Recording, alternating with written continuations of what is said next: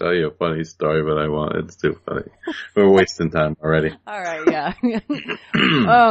Okay, so welcome back, my resident demonologist, Jon-Paul Capece. He's already been on twice, so now will be thrice for this gentleman. So, Jon-Paul, you've been really, really busy, and I don't know where you want to start this little trip we're going to go on. So, I mean, you've had a lot going on. We've conversed back and forth about it, so you can start wherever you like, sir. So, I guess the biggest breakthrough that I've had so far is, I was on Jeremy's show, Deviatus, after yours, and that was weird because I was his guest, but I was kind of interviewing him. Right. And since, being on the both of your shows, I've been getting a ton of emails and a ton of, I don't have a ton of Facebook activity going on, but lots of stories coming on. People starting to tell me things, which is really cool. A lot of personal stories. I've invited a lot of people onto the podcast. So I probably have 10 episodes I could record, at least an hour long, and I understand people want to hear my opinion too. So that's with a couple of just me mixed in, maybe 4 just me and 6 with guests. But the big thing that has happened, over the last, I guess, couple of months since I've talked to you is that I actually talked to an exorcist, which was, extremely illuminating. Jeremy had given me a tip on this guy, and I guess he was trying to reach out to him, but it didn't have any luck. So I just wrote him, master's in theological studies, Providence College, really want to talk. And he got back to me the next day. And I guess he had some ties to PC. And he's an older gentleman. And I'm just going to I don't want to reveal his name, just because. Yeah, no so problem. I'm just going to call him Mr. G, or Father G. Okay. Father G. And his mentor is actually going to come into play in some of these stories. I'll just refer to him as Father C. So Father C and Father G. Father G is the one I talked to for about an hour, and I had some questions for him, but he was totally wrapped up in my story, the thing that I saw. Interesting. Which is because according to him, a lot of people can't see demons. They're not, you can't see them unless you have some special gift, and I forgot what this gift was that he called it. It was a Latin word for something. I can't remember, but, so he thinks that I saw it was, some type of evil spirit. I guess another category. It wasn't necessarily a demon, but, he was really into okay, where do you live? I told him about all the historical cemeteries in my neighborhood, and he was like, whoa. He goes, how far are you from the nearest historical cemetery? I was like, I don't know, 300 feet. And it's completely neglected. For some reason, this one, they usually preserve them, but this particular one is completely neglected. You wouldn't even know it's there. And he told me, he's like, you should go to the town hall, research the family, because the road that I live on is named after the family, John Potter Road. It's the Potter family plot. And he's like, you should find out, what this family was into, if they were into witchcraft, or if they were into, Satanism, things like that. Because I had talked about my sighting, and then I had talked about my dad seeing these 3.5-inch critters run by, and he was like, oh, there's a couple of confirmation sightings there, so, you should probably look into this further. And, I live in a small town, so we do have a town hall where I can actually go to and get records and things like that.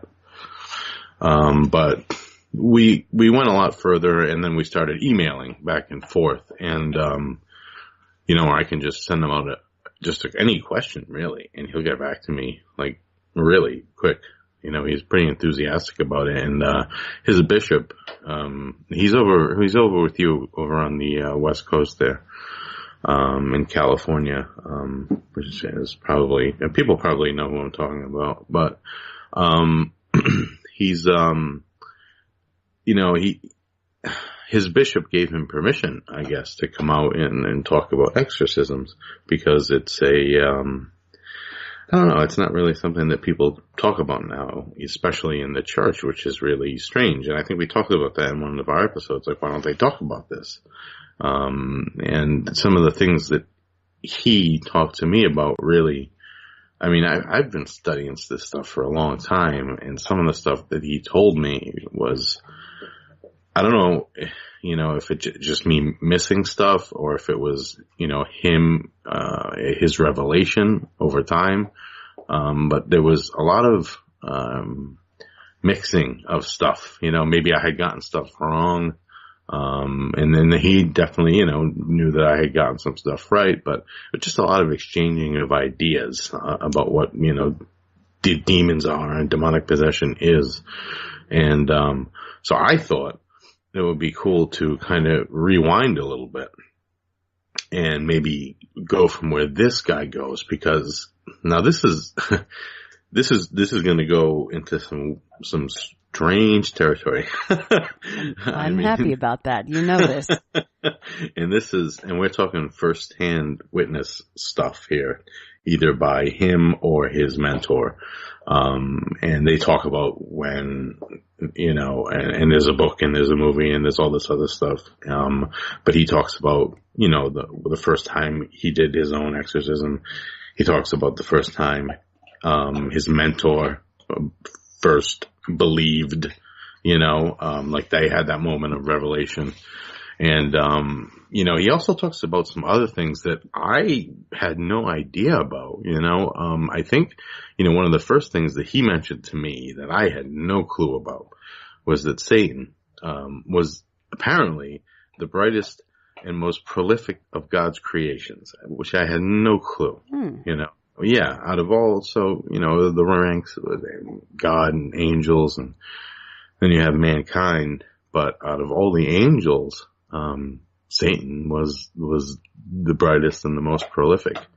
And, that was so strange to me when I heard that. And then I guess for him to, over the mythology as it is, for him to turn his back and, walk away. That was my first question, was because I know I had previously read and said on this show that angels and demons don't have free will. And when I asked him that, and he said, "Oh, no, absolutely they have free will." And I was like, "Really?" I was like, "Yes, I'm pretty sure they, we didn't tell him. I'm pretty sure they don't." I just said, "Well, okay, I'd never heard that before. So could you explain that to me some more?" And he said, in fact, that they have more free will than us, so I'm thinking, like, what does that even mean? Right. Right. More free will than us, and he, basically it means like the angels on the angelic side, they have the ability to see the future, which I guess could, I guess is a form of free will. Demons don't, but they have, demons and devils, and I guess he uses that term kind of, like alternatively. And, I know there's a difference, in some books, but he kind of interchanged the words without really talking much about it. But he said devils and demons can't, read the future, but they can predict it because they can see patterns in your brain and they can kind of predict it from there. Oh, that's freaky. Right. So they all have this, and we talked about this too, that, all these demons were once angels, and this is, of course, according to Catholic canon, and I told you why I go off Catholic canon, just because I can trace its roots back 10,000 years. There's a lot of religions, you can trace maybe further, but, for this particular thing that I'm working on, you can trace, I can't trace Lutheranism back 10,000 years, you know what I'm saying? Or any type of Protestantism. But, Catholicism, I can, I can trace it back to the, the Tigris Euphrates River Valley, the Akkadians, the Jews, and then the Christians, the Catholics. So then, he started to go into, like, what it was like, and he started talking about how just going off the hook, right? Like how every state has its own exorcist, every diocese has its own exorcist, and I'm like, whoa. Like I had no idea any of this stuff was real, you know. I mean, I believed in it, you know, but I didn't know. Like if you would ask me right now who's the exorcist of Rhode Island, I would have no clue. But it's going on that much under our noses that we need one per state at the very least. That's incredible. At the very least, right? And then when you take places like Texas, right, or somewhere like Nevada or California, you would expect that there would be multiple ones. Mm-hmm. And, you know, it's, you know, and that prompted, of course, the question, which, you know, I had to ask was like, well, I mean, how frequent is this going on? How many have you done? He said he had done over 50. What did he call them? Not just exorcisms, but, involuntary exorcisms, I think he called them. Yeah, and then he had done something like 300 deliverance prayers. A deliverance prayer is more or less like a blessing of a house. It's a small blessing. It can kind of, I don't know, like taking Zycan for a cold, I guess. Right. So that would be like something that he could do in the beginning stages, and we've talked about the various stages in the past as well. Right. But that's like way before you're getting to the point where you actually need an exorcism then. That's interesting. He's done at least 300 of those deliverance prayers. Right. Wow. Yeah. Yeah. And then, you know, his mentor was doing, he did his internship, not internship, he was on sabbatical, and his bishop asked him, to go, to Rome and become an exorcist. And, his, what's the word I'm looking for? His mentor was doing up to 13, 14, 15 exorcisms a day. In Italy, a day. He said people were lining up at the doors. I mean, to get into this place. And this is all in the book. You can read about this. You know, and he said, you know, sometimes people would be lining up at the doors, and some people would be quiet, some people would be alone, some people would have their wives or girlfriends, and then, you know, he would come out and open up the door, and he would pick who goes first. The door would shut. 5 minutes later, it would sound like someone let a Wolverine loose in there. I'm like, oh my God, that's terrifying. You know, and then the woman would come back out, or the man, you know, and, you know, and it brought me to that point to ask him, you know, cause he kept saying women. And I was like, what is it with the women? You know, why are women constantly being possessed? You know, I don't think I've ever seen a movie where a guy is, you know, the possession of Jim, you know, it's always like the possession of like Emily Rose or whatever, you know. You know, he said, that it's partially because women are more intuitive than men when it comes to their own bodies, which I believe is true. I think, you know, women can tell if they're, pregnant, you know, before they need to take a test or something like that. You know, things like that, you know, I'm not a woman, so, but, unless that's another book, Jon-Paul, no. A whole totally different podcast. Yeah, no, I don't want to give away a whole lot, and it's really, so he's talking to you and giving you permission to put a lot of this in the book that you're working on? No, so I've abandoned the book totally, and I'm just going straight podcast. Are you? Okay. I wasn't sure if that was the plan, but I don't want to give away too much either way, and we haven't even really mentioned the podcast, by the way. Right. And we need to. But, that was my basic question there I was getting at, is I don't know how much you actually want to, you know, give away on my show prior to kind of... Oh, no. This is all basically in the book written about him. So, you know, everything we talked about, I guess I'll delineate from the book, you know, so anybody can pick up this book and read it. And, the only reason why I'm not saying his name now, and not that I think he's listening to podcasts, it's just because at some point I want to ask him to come on the show. No, it's about trust, and you need to Right. We need to keep that egg whole as long as humanly possible, and right. and maintain that relationship. I totally get that. Yeah, and I love him to if I could get him on the show and to talk about, what's in the book and what's, differentiated from the movie. Of course, the movie was more Hollywood than the book was. Yeah. And, if I could get him on the show, I mean, as far as a podcaster, I think that would be huge. It would be. Did they use his real name in the movie? And I will not mention the movie name just in case. But I can't remember actually. I can't remember. I haven't. When you wrote me and said, "Oh, it's just like this," it's based on this movie thing, and I was like, "Oh my god, I haven't watched that in years," but I need to. I meant to before we talked. Oh, I told you the name of the movie. Yeah. Oh, okay. What was his first name? Begin with G? I don't remember. That's the. Okay. I could pull up Google right now, but no. But anyway, I'm sure a lot of people even know who we're talking about just by listening. Yeah. But I'm sure he doesn't listen to podcasts. So, like I said, we spend most of our time talking about, the little creature I saw, and he wanted to know a lot about my family lineage and about Padre Pio's gloves and why I wanted to go get them. And it just became an interview all of a sudden of him interviewing me. Mm-hmm. And it was just absolutely maddening. And, it was crazy.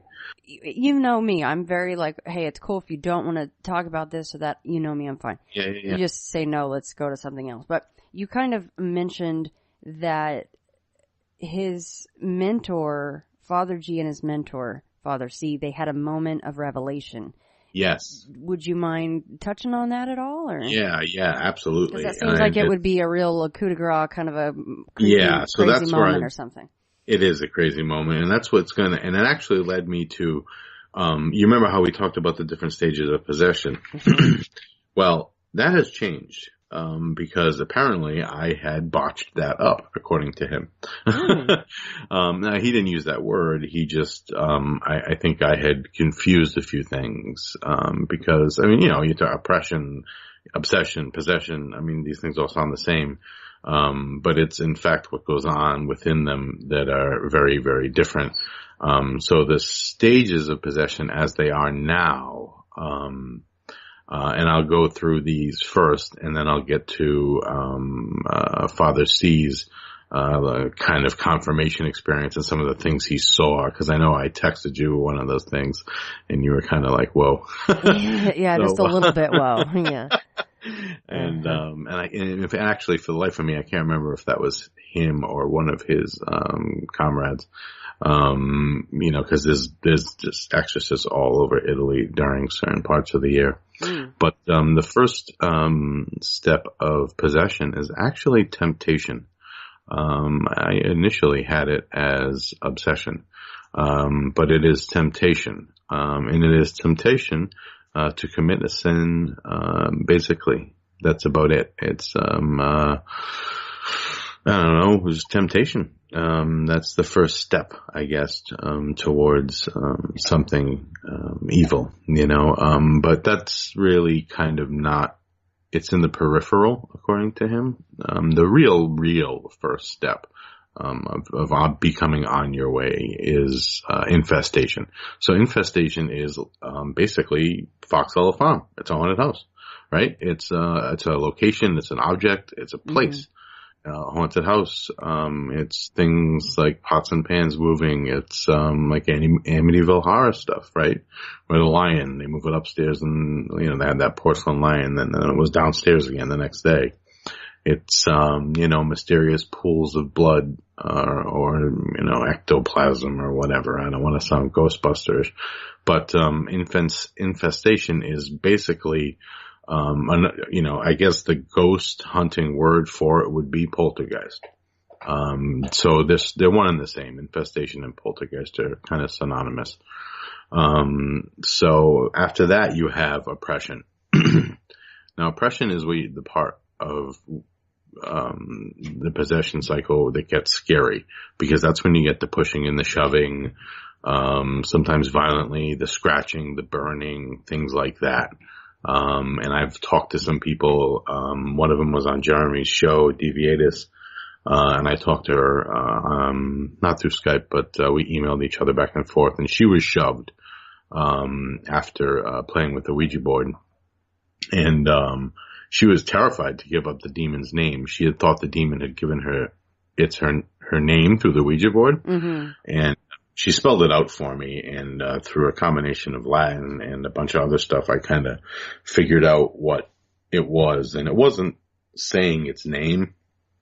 It was basically saying what it was going to do. Oh, and nice. Yeah, so when you run it through a couple of word filters, which kind of make it into, you take the letters apart and you make different words, and you do that in Latin and in both in English. And I came up with two, a deviant, and to shove, so to me it sounded like it was just some deviant thing that told her, look, I'm going to shove you. And it did.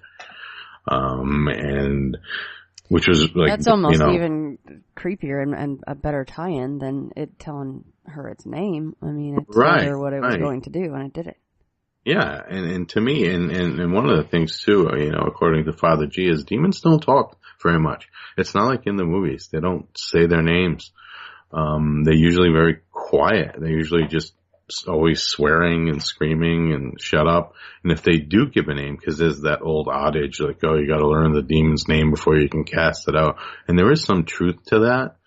But when a demon says, Leviathan or Astaroth or, Lucifer or Beelzebub, it doesn't mean that it's him. It just means that it could be one of his rank and file. Do you know what I mean? Yeah, and wouldn't there be, or are they not allowed to do this? Aren't they allowed just to be a trickster and say whatever name they wanted to? Yeah, they could absolutely say, I'm Dave, and in the book you'll read that, even the Exorcist has had tricks played on him from demons. Like he's left an exorcism and he's been on his way home, and all of his text messages were just somehow deleted. And the next day, during the next session, the demon said, "Do you want your text messages back?" Oh my god! Really, and it's like, and there was another episode where the demon had threatened the priest with immolation, and on the way home, the priest's car caught fire. I guess it overheated, and he survived. It just caught fire under the hood.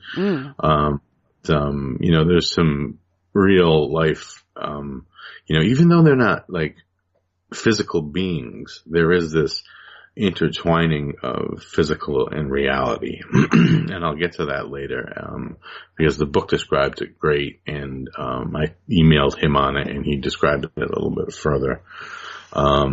But we left off at oppression. The next one is obsession, which I thought was first, which is kind of like temptation, it sounded to me. Right. But in the oppression stage can also be called demonic temptation. So there you go. I guess that's why I got the two confused. But during this phase, I guess can almost mimic possession, because it is just like a persistent, mind-racking, intense, nothingness. Just can't focus on anything, like pounding headaches or stomach aches, or just, thoughts, intruding thoughts, pervasive thoughts, that you can't get out of your head no matter how hard you try. Perhaps it's the thing that tempted you in the first place. Maybe you were, tempted to do something you weren't supposed to do, like steal your dad's car to buy drugs, and now that's all you can think about. You're obsessing on it, and no matter how hard you try, you can't get it out of your head. I guess that's the demon's way of kind of encroaching its way into your, mind, or into your brain, which is more physical than the mind. I know we've had that conversation, because there's a lot of theology behind this. It's like, does it happen in the mind or does it happen in the brain? Because we know the brain is a physical organ, but the mind isn't. You know what I'm saying? So where does this all kind of happen? But according to Father G, possession isn't a sin. It's just something that happens. And this is actually blew me away. It's something God allows to happen. Apparently, he allows Satan to possess people, or the devil, which... Is that part of some ancient bargain, or why would he allow that to happen? Well, that's a good question. Because you think, God, what are you doing? But it's basically about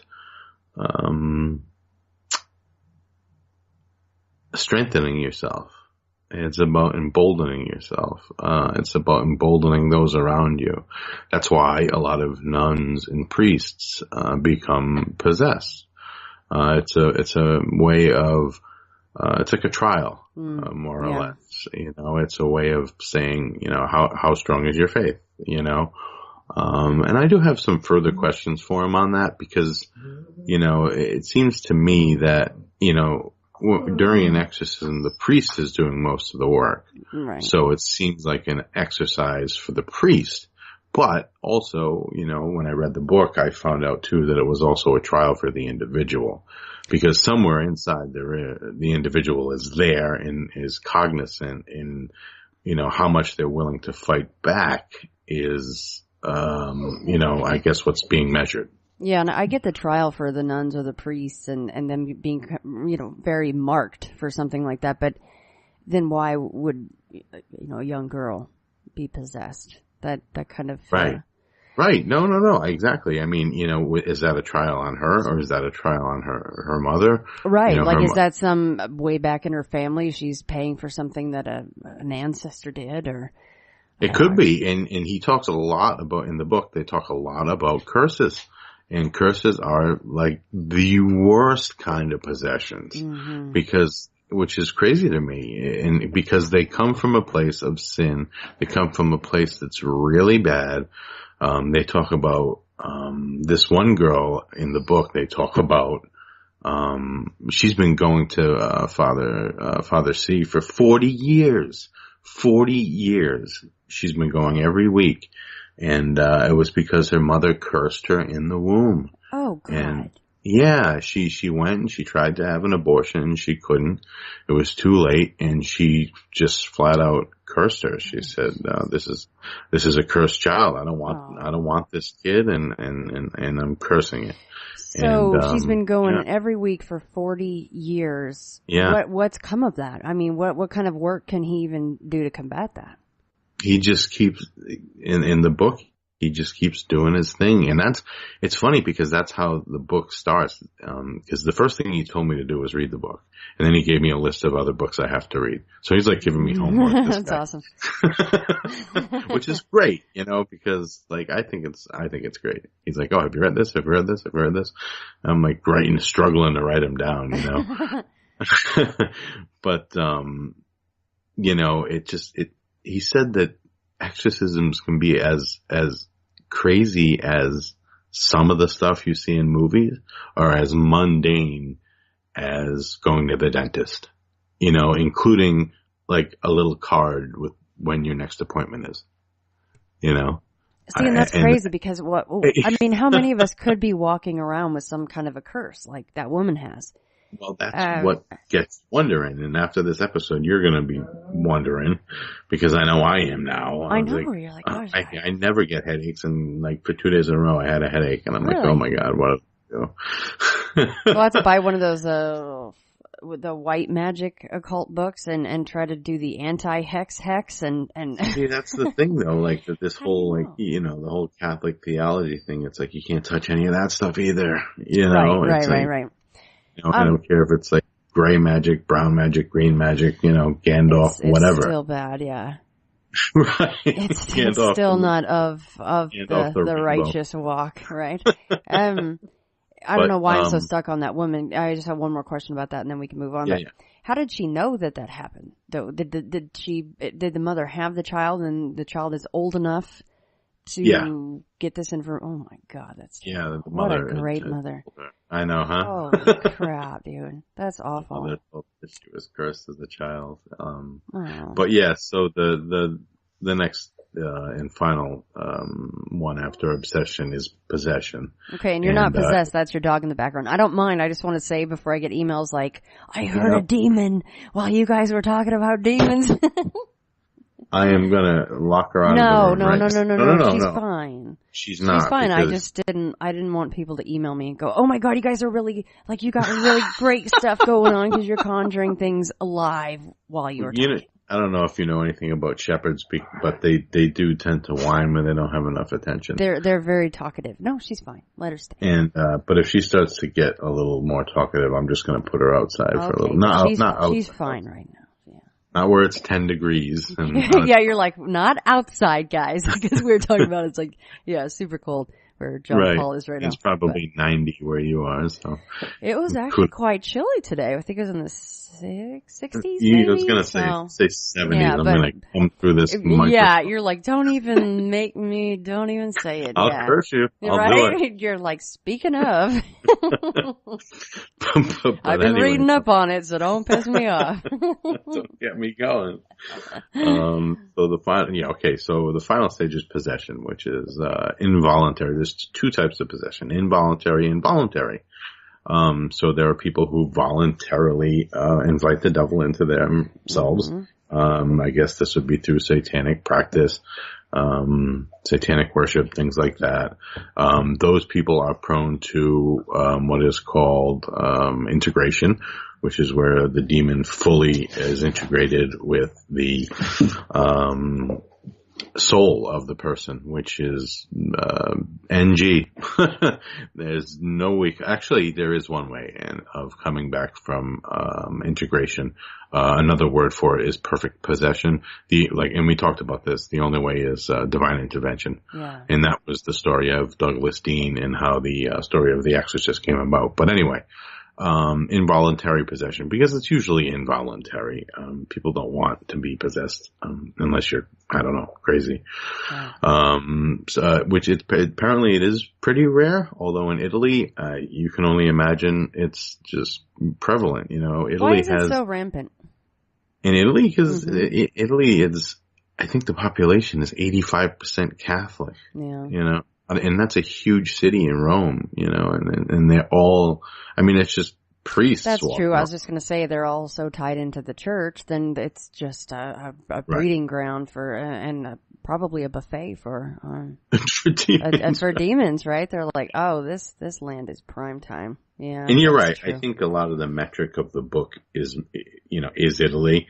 Worldwide, I don't think, I think it's even more rare,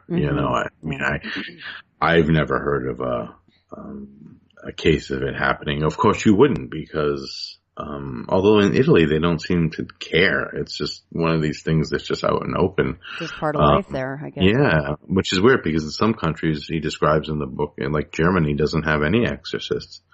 And that's because they really don't need them, or because they really keep it on the down low? They don't believe. No. Yeah, they just think that it's old superstition. And but what if someone is acting like they're possessed, then they just get locked up because they're crazy? I guess. I don't know. Yeah. Wow. Or they wait for him to commit a homicide. Right. That makes you wonder, though, because you're like, well, surely demons aren't just like, well, screw Germany. We don't need to go there. We'll just hang out. Right. Surely they don't give a crap about boundaries they don't and believe borders. In us? Right. Yeah. So that's interesting. I wonder what happens to those folks that just need, maybe they need years, or maybe they need months or weeks of, quote unquote therapy from a priest or a father that knows what they're doing, and then they can be quote unquote cured. But it's possible, and like I said, there's the deliverance prayers possible, Yeah. And this is going back a ways when I think he was doing his internship, not internship, I keep saying internship, when he was studying under Father C. It was in, I think, late 70s. So this is going back a ways. But he is alive and well today and still doing exorcisms. I think he's really badass. Got it. Yeah, he's in his 80s too, which is and like they come at you sometimes, the people who are possessed. Like, it's not like they're just sitting there flopping around. Like, there was a case in the book, it talks about, someone who was possessed, there was the only case in the book that talked about a priest dying, I think, where the possessed individual ripped a coil out of the bed and stabbed the priest in the neck. Oh. That's a true story, though. Yeah. Oh, gosh. Yeah, that's a true one. So involuntary possession, and like I said, it's not a sin. What led to it possibly is, right? So playing with a Ouija board, playing with tarot cards, things like that are considered sins in the Catholic Church. So you would have to, go to, I don't know, whatever it is they do. I know all this stuff about theology, but I don't know anything about divination, so I guess I should, priests study divination, they study, blessings and how to do all that stuff, how to conduct mass on Sunday. I don't know anything about that. I'm not even Catholic. I've never been baptized. I don't know anything about going to church. I'm like the guy who builds the airplane, but I don't know how to fly it. Right. So that's the way I approached it, which is funny because, after coming to that realization and after talking to this guy and reading the book, I actually did sign up for RCIA the other day, which is Rites of Catholic Initiation for Adults. And I just decided that I'm going to get baptized.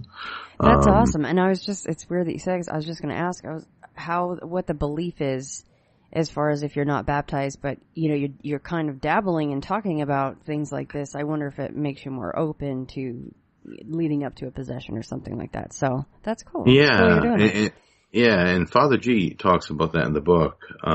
He talks about locking eyes with demons and like saying, "Oh, okay, am I taking this home with me?"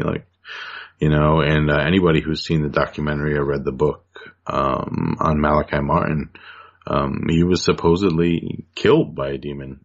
He was an elderly man in his 80s, and he was getting a book off the top shelf of his library, and he was standing on a step stool, and he said he felt something push him off the step stool. He felt hands push him, while he lay be basically broken, for a couple of days before he passed in the hospital. He just told the people who were closest to him something pushed him off the stool while he was reaching for the top shelf. So it definitely, and I have, I've gotten some tattoos recently of protection, which is weird because it's like, okay, I'm mortifying my flesh in one thing, but on the other hand, it's a good way. Do you have like the old Constantine tattoo where he has to put his wrists together and it just opens whatever that was, right? You're like, no, I got this. That's a pretty cool one. That's a good idea. It is cool. I like that. I should put them up online. But I do have an old, I think 16th century, circle that says, the shield of God protects me. And then above that, I do have an old, wood carving of the devil, from the 5th century that I had, redrawn as a tattoo, on top of that. And, I don't know. I figured, I have a lot of tattoos anyway, so. Yeah, I would like to see those. Kind of. That's really cool you did that. I mean, considering the kind of stuff that you might be, doing, and we can get into that later if you want to, but. And hey, look, if I get possessed, you're the first person I'm calling, so. Yeah, with that grumbly voice like I've got now, except way deeper, and it's like got ancient knowledge. Please freaking call me, man.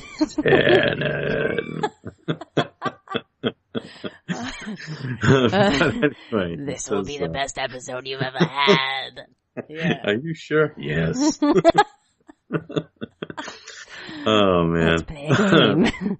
What is your name? You're going to have to do an exorcism. Yeah.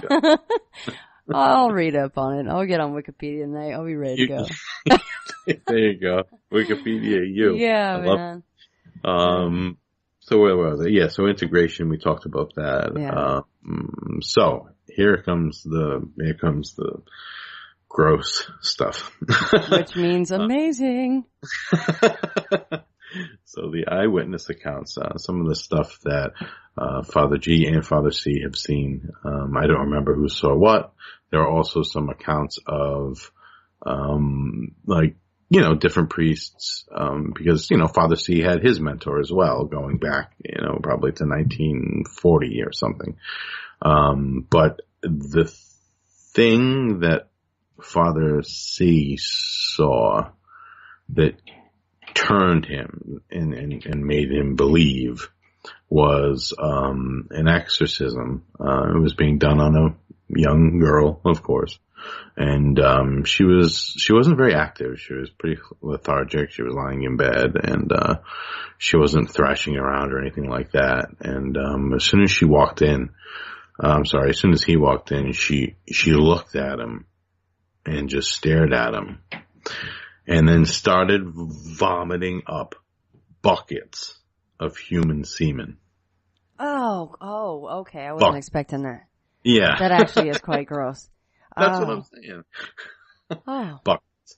It gets, that's the grossest one, I'll tell you. And it was like, so when you see things in the exorcism, head spinning, pea soup, no, but this soup is looks way really delicious compared to what you just mentioned. Yeah, and it was like, now these are all like eyewitness accounts.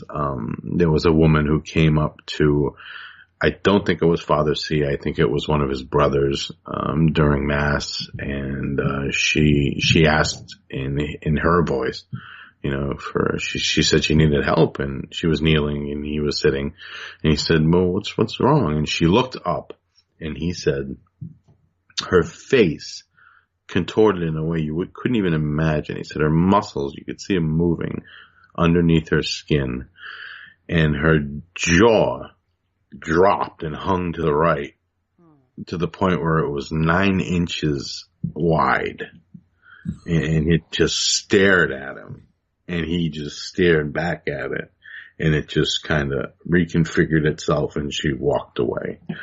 And I think she ended, I don't know what became of her, if she came back and got an exorcism or anything, but I'm wondering, like, how do you keep your composure when you see something like that? And I guess the thought is that when a demon is doing such a thing to you and your body, and let's just take the woman with the jaw, for instance. Right. So, because we cannot open our mouths that wide, how does it not break anything or permanently disfigure? I don't. Right. That's crazy. And I will tell you that. So there are a list of things that people have vomited up in front of Father C. Nails, metal shavings, needles, small animals, crabs, and one woman vomited up a black toad, and he went to go grab the toad, and it just kind of turned to ash. So that's amazing. Oh my God. Seriously. Tell me about it. I mean, so the deal is, and this is very interesting, and I learned this through the book, and subsequently emailed Father G on it. The demon, I guess the common conception of the demon is that he is in your body, right? He's possessing you, he's inside of you, and that's not the case. Think of it as a pipeline. Where the demon is on one end of the pipeline and you're on the other end of the pipeline. And the way they can locate and bilocate is almost kind of in a way where I think, I'm sitting here talking to you, and then, 1 second I'm thinking about, oh boy, it'd be nice to be in, on the West Coast right now where it's 70 and cold apparently, But like, how my mind travels that fast. Uh-huh. Like that's how they travel back and forth. It's not like a physical thing, there's no locomotion involved. It's a pipeline. So the demon isn't in the person. So the nail, even though the person has a lot of pain in their stomach and they vomit up a nail, there's no nail in their stomach. It manifests in the mouth and it comes out. Yeah. That's how it doesn't do any damage. And when they do things like, their jaws, when they bang their heads against things, and almost everybody that they talk about, doesn't remember what happens during a complete involuntary possession. So, when they're in there, right, when they're in there thrashing around, doing their thing, usually when they come out of it, they don't remember a thing. And that's kind of one of the telltale signs they can, you can tell whether someone's faking it or not, if they remember what's going on. But usually they shouldn't remember a thing. And I think that's how no damage is done, because there was also another instance where Father C saw a woman, I think she was lying on the floor, and she bent backwards completely until her fingers were touching her toes, and she made a complete circle. And, she didn't break anything, just probably some popping and cracking going on. But, again, there's this theological debate, as to whether or not the demons, they're afflicting us physically, sure, and they're afflicting us metaphysically as well, Sounds like they're coming for you, Jon-Paul. I know, I was just going to let that helicopter pass. No, things like that just make it more authentic. Yeah. Even though I'm lying about the come to get you thing, but, I hope not. We're in real locations, and we have other people around us. Sometimes it's the cops above or some kind of fire somewhere, and, things happen and they bleed into the recording. Just like the grumbly demon that was in the background a little while ago with Jon-Paul. It'll come back eventually, I'm sure. So, oh no, well, the grumbly demon's pretty chill right now. I'm just kidding. She's no demon. It's just funny how you train her, though. That's amazing. All right, so... Yeah, that I've never heard that before. So if they're vomiting up nails or small animals, the toad thing is fascinating. It turns to ash, but it manifests in their mouth. So they never actually really had to deal with it, especially since they don't remember it once it's all over. Right, and they never have to deal with the physical trauma of vomiting nails. I mean, that would destroy you. You're right. It would kill you. Yeah. And, I think that's, and they do talk about levitations. They do talk about, people levitating, 3, 4, 5 inches off the chair, while Father C is doing his ritual. So that's a thing. That's not just confined to the movies. I had people flying away 10 feet in the air. I'm talking small, levitations, things like that. How about climbing up walls? Nothing on that so far, but superhuman strength is a thing. But Father C, because he had done so many exorcisms by the time Father G was his apprentice, he had this uncanny ability to just stop them, and he was unflinching, really. When you read the book, it's amazing how unflinching this guy was. They recall a story about when this one guy who was he was full on possession mode, got up and took a swing at him, and the guy's fist stopped like an inch before his face, like it just stopped, like there was just a barrier there, and Father C blew on the guy's hand, and the guy recoiled like he just blew fire on his hand. And, there's numerous accounts of when people try to leave, he just puts his hand on their head and just pushes them back in the seat, and it's, the power that this guy wielded, that's the thing. It doesn't come from the exorcist. All this power comes from God.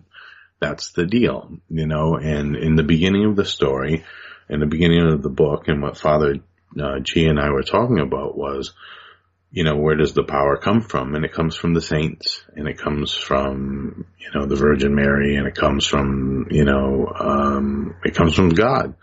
And that is what terrifies the demons the most. And they can't even bring themselves to say certain names, which is, they just can't do it, and all the relics, the holy water and, the crucifix, those are all real. You sprinkle holy water on someone who's possessed and they're going to react. If you put a crucifix on someone who's possessed, they're going to feel a burning sensation wherever you put it, or some type of sensation. And it did talk a little bit about how that blended into cinema. And I guess there were some exorcists, just like in the movie, based on this guy, who were on set to talk about, like, no, it's more like this, not like this. So the things that you do see in movies, they're not necessarily inaccurate, which is interesting to me. I mean, obviously they're Hollywood, they're hyped up, they're amped up. It's all about cinema and, all that stuff and all that jazz. But, I don't know. I remember in one of your emails, you said that you mentioned something about, and I don't know if this came from Father G or not, or from the book, but that angels and demons are dying, that they needed to occupy us because they were dying. Yeah, that totally threw me for a turn. He said they were both dying races, and kind of brought to mind that image of the angel on one end of your shoulder and the demon on the other end of your shoulder, and they kind of, one's telling you to do this and one's telling you to do that, and but I didn't get into that a heck of a lot more with him, because I was really out of my depth on that, because I never heard anything like that before. Like, but on a metaphysical point of view, if a demon and an angel, if they work through pipelines and they attach themselves to human beings, then I guess that's the deal. You attach yourself as maybe like a fetus does to the womb, and, maybe that's the way it works. The demon attaches itself as a fetus to the womb. The angel does the same thing, only with grace instead of, through possession.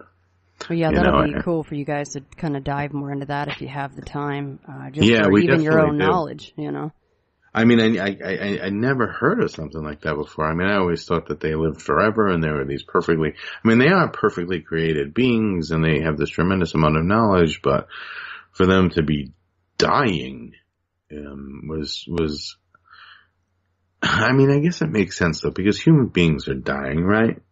And, if God creates human beings, and, I mean, what's there going to be left? Just a bunch of angels and demons walking around on the planet?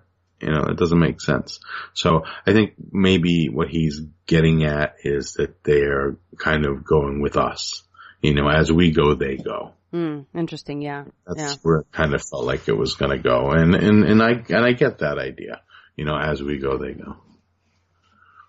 What about, let's see. I just had something in my head and it fell out. That is pretty much the way that rolls. Oh, I know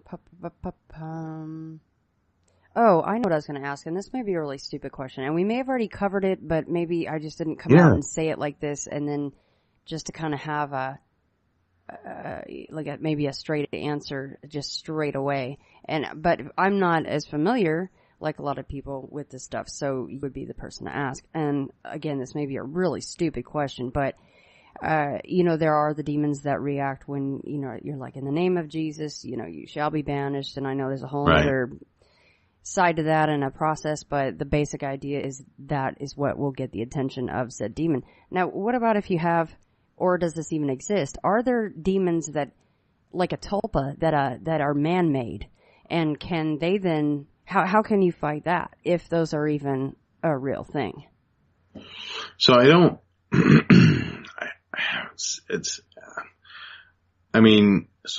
I guess we're starting to blend shamanistic, theology into Catholic theology. So in the case of a tulpa, it reminds me more of, are you familiar with the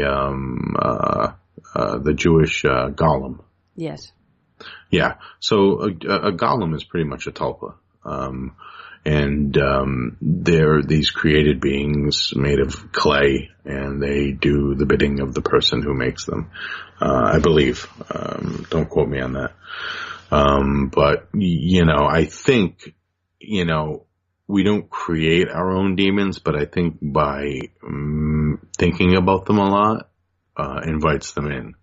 So, whereas, we could, like you guys used to joke about creating this into the Frey Tulpa, and just having and that stuff, I just listened to a fantastic episode of Mysterious Universe, where they talked about that kind of stuff, about how, about focusing your energy on things. And, they just had this group of people focused on plant seeds, and the tomatoes grew bigger, So, certainly the power of the mind is unparalleled. We haven't even begun to, touch the capabilities of the mind. So creating a tulpa, is it out of the realm of possibility? Absolutely not. But, these things that we're talking about are ancient, incorporeal beings that have been around since forever. And I don't think that anything else, would have an effect on them being them. You know what I'm saying? Yeah. So and then people bring this up a lot. It's oh my God, what if aliens came and they just landed on the White House lawn and we're aliens and that would be the end of God? And well, no. Why would that be the end of God? I don't understand. Why couldn't an alien get possessed? A devil may be ooh, check this out. Look at that weird little dude. I'm gonna ride around with that for a while. I'm hopping in that thing. Whoa. Doesn't even have to blink or eat. Hell yeah, dude. You communicate telepathic. What? I mean, so much of this stuff is people try to put it all under one umbrella, and I don't think it necessarily has to be. Especially when he told me that, and I asked him, he's nah, people don't see demons. I was yeah, but, I'm reading this book here and it's telling me that, I guess maybe he's right, because it did say of the reported sightings of demons, 90% of them are referred to as shadow people, What about the 10% though? What does a demon look like? Does he say? I mean, of the people, if he's ever talked to one, that he's okay, maybe you really did see a demon. He didn't tell me because he wanted to hear what I saw. Oh, okay. Gotcha. Yeah. Gotcha. No, they're planting ideas, yeah. Yeah, you know what I'm saying? So you guys didn't get really past that as far as once you kept saying that he got stuck on your story, which is really cool, but you guys didn't circle back to what he then, may have heard of or seen himself. No, because I think what he wanted to do was bait me. I think a lot of what he was doing was baiting me, whether or not I could see them or not. And to see if you're legit, which he's okay, yeah, you can see some stuff. So let's keep talking about that. Right. But he did just keep on continuing to describe it as an evil spirit. He never said it was a demon. So, maybe the reason I've never seen a shadow person is because I don't have the ability to see a demon, I forgot I really can't remember the name that he referred to those people. It's a Latin word for seer or something like that, which I'm sure I could, remember if I tried hard enough. But he was really interested in my family lineage after that. He was well, what about, does your mom have this? Can she do this? I said, well, she's a 3rd degree Reiki master. She's really good with healing with her hands. He's all right, go back even further and further. I told him about Padre Pio's gloves and the relationship they had with my great uncle. And, so he was trying to figure out if I had this ability, I think, because I think some of the things that I said, may have been right on the nose. You know what I'm saying? I just the impression I got from the guy. Some of the descriptions I gave of what I saw, put him in a position where maybe, you know what I'm saying? It's just interesting because you saw what you saw, and everybody can listen to that in episode 84, the little gremlin looking being. Right. The details are in episode 84. I highly encourage everyone to go back and listen to that. You saw that, and then later on you found out your father saw those little 3-inch black little shadowy things. So those are two very different things to see. No, 3 foot. Sorry, yeah. But he doesn't classify either one of us as being demonic. That's interesting. he just thought that, they could have been some evil spirit manifested by this, Potter family whose road I live on and whose family plot I live 300 yards. SHIT then, if it really that's is the case, because especially what you saw, nope. Right. Hashtag hell no. That thing was wrong in so many ways. Right. And that picture that the guy showed, right. God. That picture that the guy sent was, I don't know who the artist was, but that thing was so on point. It was unbelievable. Yeah, Chris Holm. It is the... God. Kudos to him, man. That thing gave me, I was like, I'm right back there again. Yeah, that's the main image for the Into the Fray Radio Facebook group. So if anybody is interested in seeing that, it's been up there a long time. I know. I know you're not on Facebook much, but in fact, I'm in Facebook jail right now, which is a little liberating because I don't really have a lot of option. I can't post or comment in any group, including my own. Why are you in Facebook jail? Oh, God. Just breaking the law. No, I posted, I guess, too many times in a row. My last episode, I get on, Thursday night, an episode comes out. Friday morning, I get up and I post to the whatever groups it might be pertinent to. And I guess, the old Facebook algorithm flagged me as a little bit of a lawbreaker. So I got locked out for a whole week. I'm like, you a-holes. So anyway, but yeah, if anybody wants to see that image, that's the easiest way is the Facebook Into the Fray Radio group, and anybody can go and ask to join that. For now, I can still let you in the group. I just can't interact with you. So, let yourselves in. Yeah. No, that's really interesting, though. And who was it in? I think it was in the episode you had with Luke Johnson where he was thinking, gargoyle. He kept saying, gargoyle. What's up, Luke Johnson? Yeah. Yes. Listen to that episode. All I kept thinking about I think I friended him on Facebook and he responded. All I kept thinking about when I hear his name is like Luke, John's son. Like, my God, that's the most Catholic name I've ever heard in my life. That's cool, right? Yeah, yeah. You know what I'm saying? Like, it's Luke, John's son. It's like, there's so much going on in that guy's life. I gotta get him on a podcast if I start. You really do. And he can probably come on and tell entirely different stories related to the ones he's already told, or, he's a great guest too. Absolutely. Yeah. I mean, I'm gonna... glory and all that stuff he was talking about. Fascinating. Yeah, that's what I'm talking about. I want to get into that stuff. And I looked up some of that stuff and, I've since forgotten. I gotta write some of that stuff down, but it is, I found a very different, kind of thing that he was talking about. So I want to kind of talk to him about what I was finding and compare notes. But we'll do that, some other time, Luke, cause I know you're listening. Yes, he will be. Reach out to me or I'll reach out to you. But anyway, yeah, so, this whole demonology thing is, it's made me totally, I don't know, I mean, I've gone through a lot of school and I've gone through a lot of years of studying it.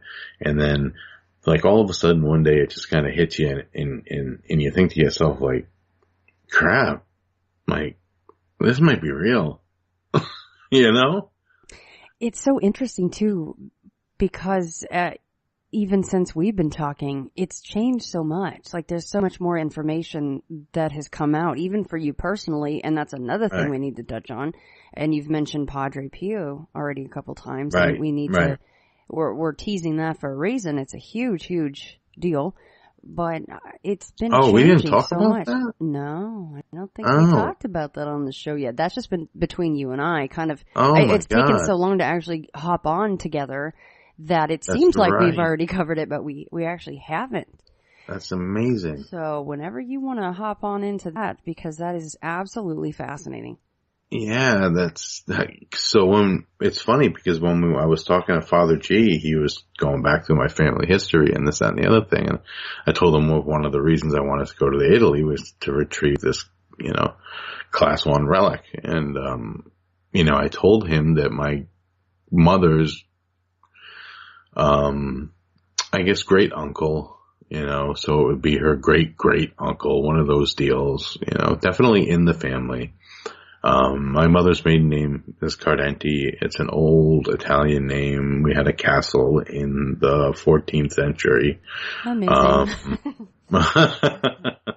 And they've always been politicians, right up until my grandfather died. And I want to say he died about 3 or 4 years ago. And he was a politician. He was a state rep. And every Cardenti was a politician, like for the last 700 years. And every single one of them was also cheated on their wives. No kidding. Yes. They just couldn't keep it in their pants. So they had in common. And it's funny, I actually heard the story of how they lost the castle. Was that he was the mayor of Cassette, Italy, and they lived in the castle, and every time he got caught fooling around with someone's wife, he gave him a parcel of land. And before you know it, he had no land. He just had the castle he lived on. God. Dude, that's a lot of hunting the old, Right. I don't need to say the word, so wow. Lost the whole castle over it? Come on, dude. Come on, man. Wow. I'm the old badger. No. Sorry about shagging up the wife there. Here's a parcel of land for you. That parcel you're living on and working, you can keep that. Yeah. Just keep this. Man. And that kid, yeah. Actually, I have a stone from the castle. I'll take a picture of it. Oh, that's cool. He was also fascinated by the vampire folklore, which we'll get into too. I did want to talk about that. But yeah, so, I talked to him about, how my mother's great uncle, her uncle, in Italy was fascinated with her. He was fascinated with two people, her and Padre Pio. He was a poet and he was an artist, pen and ink. And he used to write these very small poems. I sent you one, I think, in the picture. Mm-hmm. Very brief poems accompanied by pen and ink drawings.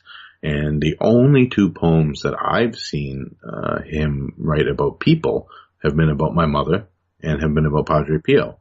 Mm-hmm. And he thought my mother was the most beautiful woman in the entire world.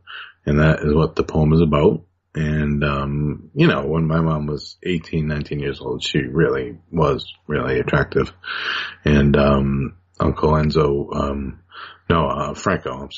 Franco was like blown away by this, and he wrote a poem about it. Mm-hmm. But the only other person he wrote a poem about was, Padre Pio. And, so we get on Skype with Enzo, who is, Franco's son, and, we're like, what's this poem about Pio about? And he's like, oh, his father knew Pio. And I'm like, whoa. I was like, and Enzo, who was Franco's, son, his English is not very good. He's very hard to understand. And, I'm like, back that up. I just heard Padre Pio, and he's like, yeah, they had, known each other before he was, stigmatized. They were friends, I guess. They were buddies. They probably went to church together. There was no one in my family that was a priest back then. Now there is. I have a cousin who's a priest. But back in the day, I don't think there were any priests. So this guy just knew, Padre Pio before he was Father Pio, he was just, probably a guy living in the village. And, he became a priest. And they became friends. And then when Padre Pio received the Stigmata, they continued to be friends. And he continued to go to his church and listen to his homilies. Because Padre Pio didn't die until like 1943. So we're not going back that far here. Padre Pio was not just a stigmatist. He received the Stigmata in both of his hands. Not in the feet, not in the chest, just both of his hands, as far as I know. And he used to wear gloves whenever he was out to cover up the wounds because the wounds never healed. They constantly bled, not gushing, but they were always weeping blood. Mm. And he would wear gloves, like these fingerless gloves, those badass fingerless gloves, to kind of cover the blood. And, Pio, he could perform, it was said, he could perform, miracles, he could heal people. And he is he's the only saint I've ever heard of that could bilocate while they were alive, which is pretty interesting. I don't know why him, but I've heard of people, when they're dead or entities bilocating. You know what I'm saying? What does that mean exactly, to bilocate? Being in the two different places at the same time. Like if I'm here and you're there, he can bilocate. We would both think that he was physically in the room with each one of us. Okay. Right. And he was living, so he could be doing his homily right now in Italy, and then he could be all of a sudden in my living room and in your living room physically. And he could do that. And how many times was he said to have done this? And for I have what no reason? idea. I don't know. I think people called upon him, mostly for aid. He was known for healing the sick. That's what he was known for. Healing the sick. And that's what he did. That's primarily what he did. He just healed the sick. So if we can go back to kind of Stigmata 101, Yeah. As far as Padre Pio goes himself, he was doing the Lord's work and he's doing his priestly work, right? So why did he receive Stigmata? It's considered a gift, really, to be stigmatized. It's a gift. This is what the Lord endured, and now you get to endure it. It's a blessing to be, it's not a curse at all. It's an absolute blessing to have the stigmata, according to the Catholic Church, because it's you receiving the wounds of Christ. And it means that you, in some way, shape, or form, are holy enough to receive that gift. Right. And if you are stigmatized, for most people that are, do these wounds usually last the rest of their living days? No, they're all different. Sometimes people's go away. Sometimes people go away in less than a day. Sometimes people have all the stigmata wounds, even the chest wound, which is like a big gushing chest wound. I was going to say, that's a pretty grave wound to be right. walking around and living around with that, patting nothing down, and sometimes it lasts their whole life. How many stigmata I think there's been something like 60 stigmatists. Which isn't that many, considering right. all the days of written word and stories passed down and such, right? That's pretty incredible. 60. And I think, yeah. And I think they're all saints. I think they're all saints. Did they all have healing powers to heal others? I think they did, yeah. Wow. I think they did, or they had some type of a power that Jesus had. Did they have to lay hands on the person? Did they have to be in the room with the person? Or is that where the ability to bilocate comes in very handy? I think that's where the ability to bilocate comes in, because it was said that Pio had to lay his hands on them. Wow. Which was, I don't know if that's true for all stigmatists, but for Pio it was true. He had to lay his hands on you. That's interesting. Yeah, a whole nother topic, but that's where they get, apostolic succession from. In the Catholic Church, lots of people talk about apostolic succession and laying on of the hands. And, sometimes you'll hear people say that their priest is related to the, original, disciples of Christ. And you're like, that doesn't make sense, but apparently through the laying on of hands, throughout the last 2,000 years, everyone who's become a priest, has been touched by the disciples. Like one disciple touches the other, and then whoever he brings up as a priest, he lays his hands on them, and whoever they bring up, so it is a continuum, and it's called apostolic succession. But, there is an element of, Catholicism of laying on of the hands, it's not a big one. It's bigger in other religions, but, it's in Catholicism as well. Are there any stigmatists alive now? And if not, when was the most recent one? Oh, that's a good question. That's a good question. Pio died in 43. I don't know, when the last one was. Crapola. That stinks. I would love to know that right this second. I would love to know that. See, but that's probably, it seems like the way the world is now, maybe that's something that is kept a little bit more on the down low. Right. Would you even know? Than it was. Yeah. I just wonder, maybe in the old world around Rome or something like that, maybe there is, but maybe it's kept very quiet. Right. Which is sad, because it would be an amazing thing. Something that it would bring a lot of joy to a lot of people. Someone that can heal others, and that would be very nice. But there are others that would want to quiet that very quickly. So exactly, and that's where a lot of the fear comes from. Yeah. I don't, like I said, we've talked about this a few times now, Shannon. It's like what the Catholic Church allows and what it doesn't. Why hide the fact that demons are real? Why hide the fact that stigmatists can do this, that, and the other thing? And I think some of it is that's just old arcane knowledge, or that's just nonsense, or it's fantasy and it's this and it's that. But when you talk to someone, like I talked to Father G, I'm talking to this guy, and, he gave me a very specific time to call him. He says, you got to call me between, I think it was 6 and 7, your time. He's like, that's when I do my mother's, dialysis. And I'm like, okay.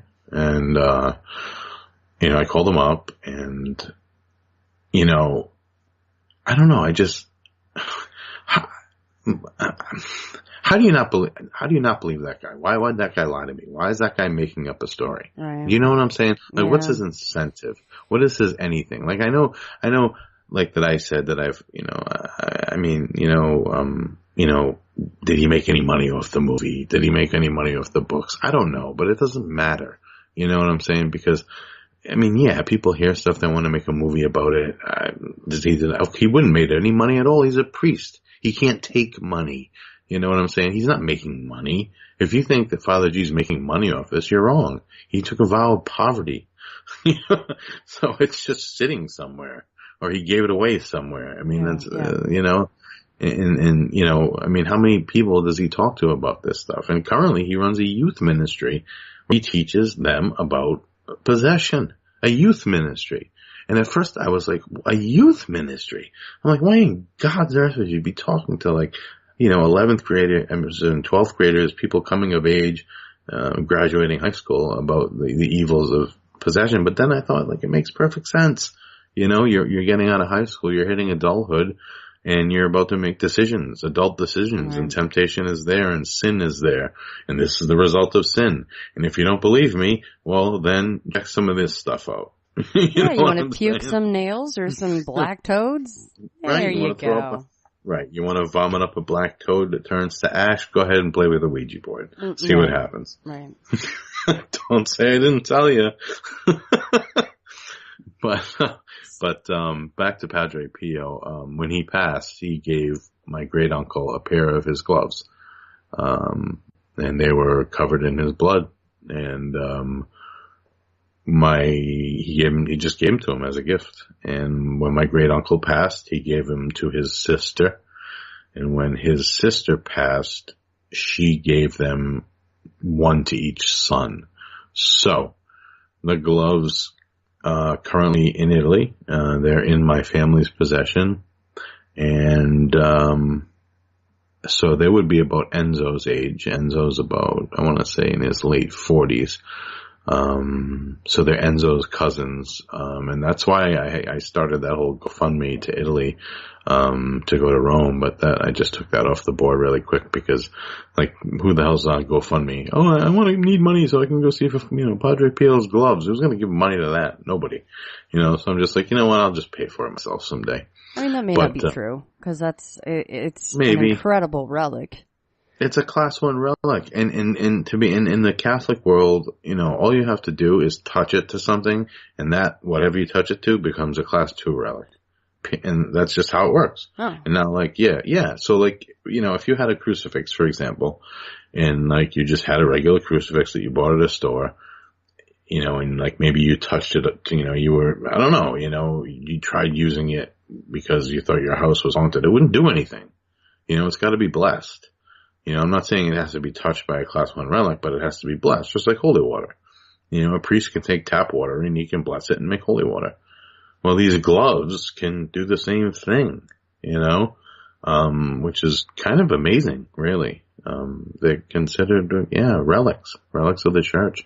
And I don't even know if, the church knows my family has them or cares.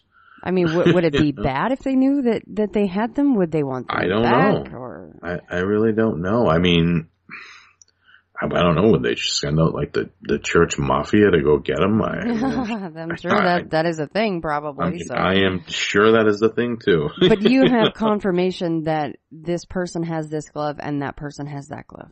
You know for a fact. That two brothers. That's incredible. Where are they? I mean, I don't know how specific. They're in Rome. You know, I just don't know what specifically in Rome. Yeah. Yeah, they're in. Well, no.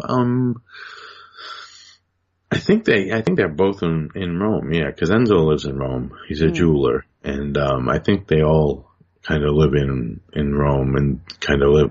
They're all really well-to-do people. They're not like super wealthy because Rome is very expensive to live in. But they're doing okay.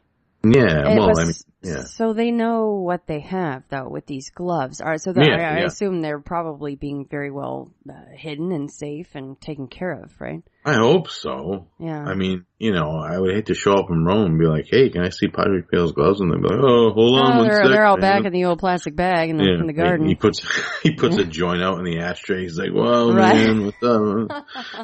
You mean that blood with all the glove? It's somewhere underneath all my Garfield comics. Cleaned the bathroom with it last week, so it could be anywhere. Hold on, I got all these editions of The Far Side I gotta throw away. Oh God, I have them all right behind me right here. I love The Far Side. I have the whole galleries, right? They're the best. Oh my God. But I have on my wall, in fact, I don't know if you saw the picture, but it's very fitting for our conversation. I can send you the picture after. I'm going to send it to you. In fact, I'll text it to you. But it's The Far Side where there's no caption needed. But it's a picture of there's 3 devils in hell and they're sitting inside their office. And I think you know which one I'm talking about. And on their desk, there's a suggestion box and they're opening the suggestions from hell, and you can see the souls outside of the door, and there's flames and the shadows, and it's the tortured souls in hell. And they have the suggestion box out, and they're reading one of the suggestions and just laughing their ass off. One guy's like about to slap his knee, right? Like eyes closed, the devils are laughing. So anyhow, yes, The Far Side is amazing. Gary Larson, dude. My favorite. He was one of my, I think he was a Rhode Island guy. I think so. I think so. One of my favorites. You New Englanders, Stephen King, Gary Larson, right? Jon-Paul Capece, boom. One of my favorites is I'm sure you've seen it. The guy's in a dog kennel, and like there's a giant squid in one of the dog kennels. And then he's like, oh, no, wait, it's that one down there. And then there's another giant squid at the end of the dog kennel. He walks in and there's a giant squid. Oh, there it is. Oh, no, wait. It's the other one. Squid. Of course, right. I love that friggin' one. Oh, man. But, No, I'm sorry. Go ahead. I'm stepping all over you. No, we were both doing it. And not to poke fun at your family, I'm sure they're taking it very seriously. You know how I always do the comic relief. I hope that people realize that's a huge deal that your family is in possession of Padre Pio's gloves. No, not your family, just the listener. That's why we wanted to make sure that we brought that up, because if you can get out to Rome and,